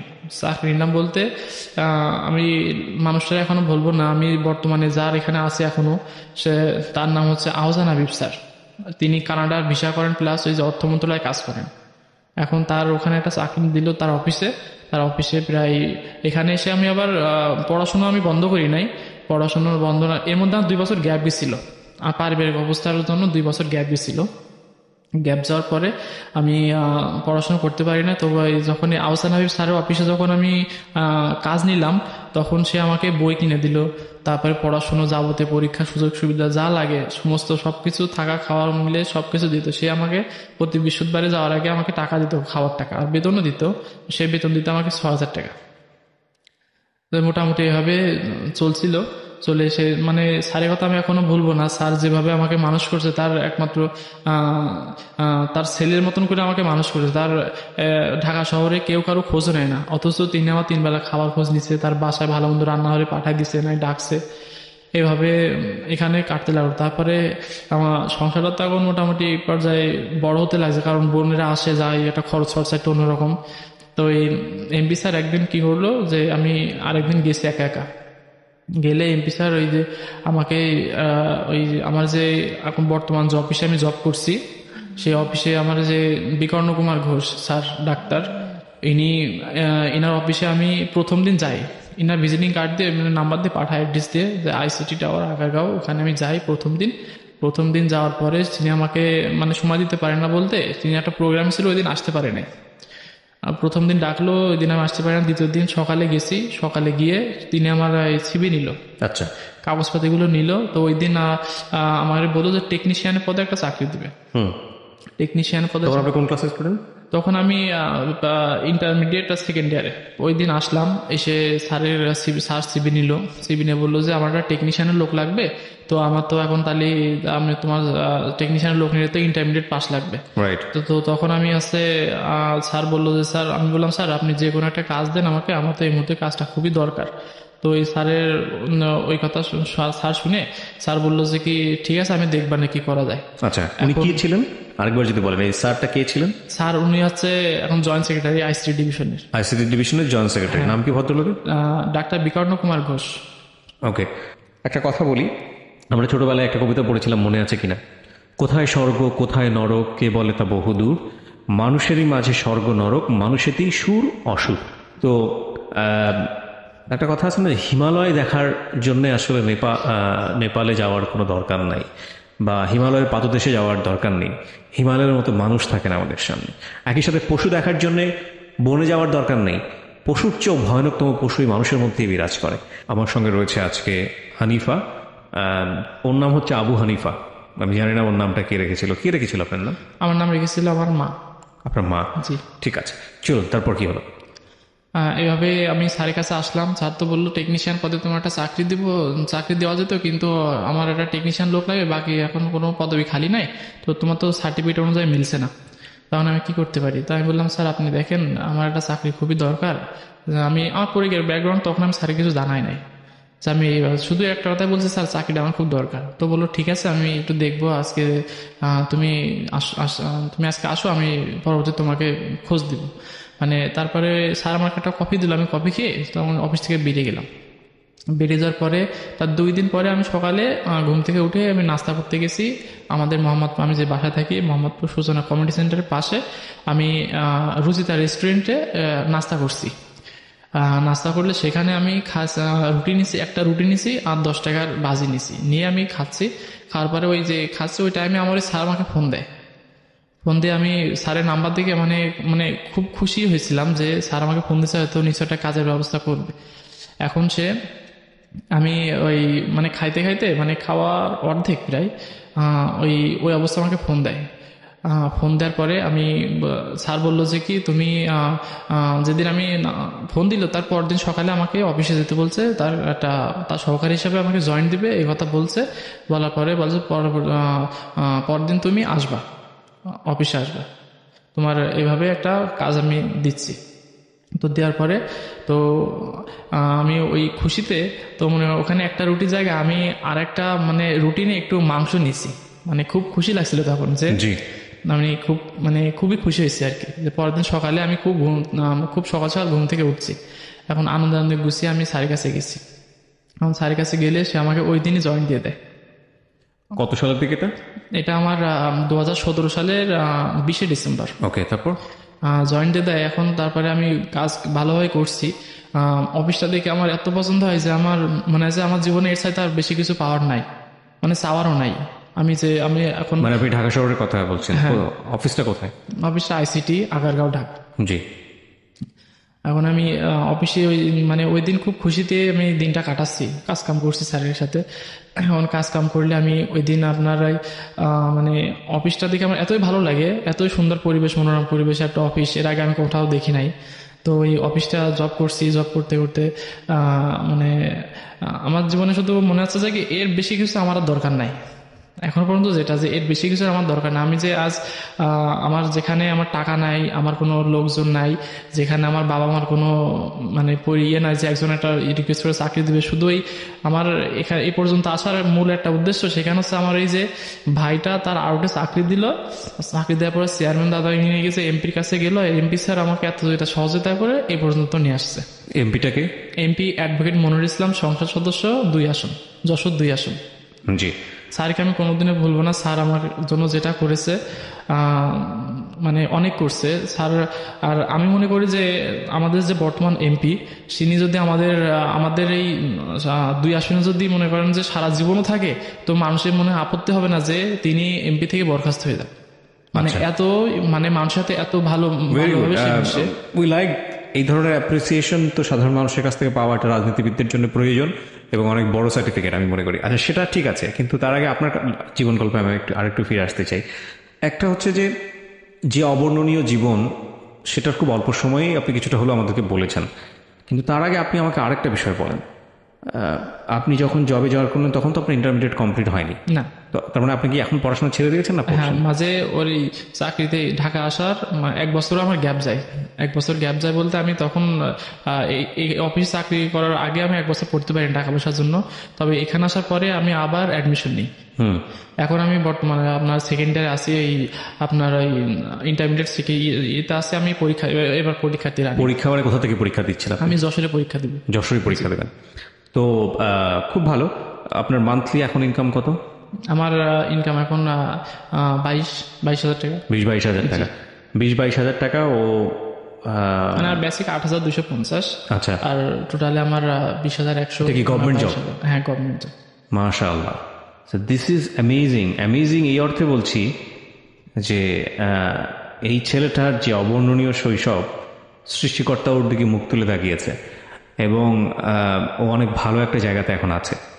গল্পটা এখানে শেষ হয়েই যাচ্ছে বলতে হবে আমাদের, কিন্তু রেশটা যেন কোথায় থেকে যায়। আমি একটু যদি জানতে চাই যে আপনি তখন আপনার মাকে সঙ্গে করে আছেন? জি, মাকে আর আমার ছোট বোনটাকে নিয়ে আমি সঙ্গে করে আসি। ছোট বোনটা এখন ইন্টারমিডিয়েট ফার্স্ট ইয়ারে পড়তেছে। আমি চাই যে আমার মনে এখন একটাই উদ্দেশ্য যে আমি যে টাকা এখন ইনকাম করি তা আমার আমি খুব ভালো পর্যায়ে আছি, আল্লাহর রহমতে খুব ভালো পর্যায়ে আছি। আমি 10-এর মধ্যে চলতে পারি, 10-এর মধ্যে ইয়ে করতে পারি। আর আমার ছোট বোনটাকে আমি যেহেতু 2টা বোন পার হয়ে গেছে, তাদের হয়তো সংসারে কিছু দেওয়া ছাড়া কিছু করতে পারবো না, কিন্তু আমার একটা এখন মূল উদ্দেশ্য হচ্ছে মাকে ভালোভাবে দেখবো আর আমার ছোট বোনটাকে আমি আমার মনের মতন করে মানুষ করবো, যাতে তার জীবনে আর কোনো দুঃখের ছায়া না আসে। শুধু তার জীবনেই না, যে আমার আমি যে লাইফে যে কষ্টটুকু আমি পেয়েছি আমার বোনেরা পেয়েছে, তা আমি আপনার এই প্রিয় শ্রোতাদের কাছে আমি একটা উদ্দেশ্য করে একটা কথা বলবো যে আপনারা যদি সংসার বাঁধেন, সে সংসারকে যাতে এমনভাবে বাঁধবেন যাতে একটা বাচ্চার কোনো ক্ষতি না হয়। যে আপনাদের সংসারের বিচ্ছেদ হলো আপনাদের দুজনের কারণে হলো, সেই প্রভাবটা তার বাচ্চাদের উপরে আসবে। সেই একটা বাচ্চা কখন তার মা বাবার স্নেহ থেকে বঞ্চিত হবে, কখন তার মানে পড়াশুনো করার একটা আসবে, সেই সময়টা যাতে তার মা বাবার সে পাশে পায়। তার মা বাবা ছাড়া একটা সন্তানের জীবনে কোনো মূল্য নাই। আমি যেভাবে মানুষের কথা শুনছি, থাকা জায়গা পাইনি, আপনার কচু পাতার উপরে শুয়েছি, তারপরে এরকম মানে বিভিন্ন রকমের কষ্ট যেগুলো আমার জীবনে এসেছে, সেগুলো যেন আমার মানে পৃথিবীতে কোনো বাচ্চাদের উপর যেন এই প্রভাবটা না আসে। আমার গল্পটা আজকে এখানে বলতে আসার একটা উদ্দেশ্য, সেটা হচ্ছে কি, আমরা যেহেতু এখন যারা ভালোবেসে বিয়ের সাথে যারা করে, কিংবা যাদের এখন সংসার আছে, তাদেরকে উদ্দেশ্য করে একটা কথা বলবো, সেটা যে প্রেম ভালোবাসা করে বিয়ে করাটা মানে একবার যে ঠিক তা নয়, ঠিক তাও নয়, কিন্তু তারা একটু ডিসিশন করে বিয়ে শাদী করুক, যাতে তার বিয়ের পরে যাতে তার সংসারে কোনো প্রভাব না আসে, তার প্রভাব না আসুক তার বাচ্চাদের কাছে। ঠিক আছে, আমার মনে হয় আপনি বলতে চাচ্ছেন যে বাচ্চা নেবার ক্ষেত্রে একটা পরিকল্পনা করি যাতে করে নেওয়া হয়, বাচ্চার প্রতি যাতে কোনো অন্যায় না করা হয়। হ্যাঁ, আপনার বাবার সাথে যোগাযোগ আছে আপনার? না, বাবার সাথে কোনো যোগাযোগ নাই আমার। একদম অনেস্ট একটা কথা বলবেন, যদি ভেতর থেকে যেটা আসবে সেটাই, আপনি রেডিও ভুলে যাবেন। জি। আপনার বাবা যদি ভবিষ্যতে কোনো বিপদে পড়ে, কেউ যদি তার পাশে না থাকে এবং আপনার যদি সামর্থ্য থাকে, তখন আপনি কি আমি করবেন? অবশ্যই তার পাশে দাঁড়াবো। গল্পটা এখানেই শেষ হলো প্রিয় শ্রোতা। আপনারা আপনাদের জায়গা থেকে যা মনে করার সেটা মনে করে নিন, আমার কিছুই বলার নেই। আমি শুধু একটা কথাই বলতে চাই শেষে এসে, প্রতিটি মানুষই মূল্যবান, প্রতিটি মানুষকেই দায়িত্ব পালন করতে হয়। সে দায়িত্বের জায়গায় যদি আমরা অবহেলা করি, দিন শেষে সবাইকেই জবাব দিতে হয়। আমি চাই না ওর বাবার অবস্থা কোনোদিন এই আমার শেষ প্রশ্নের মতো হোক।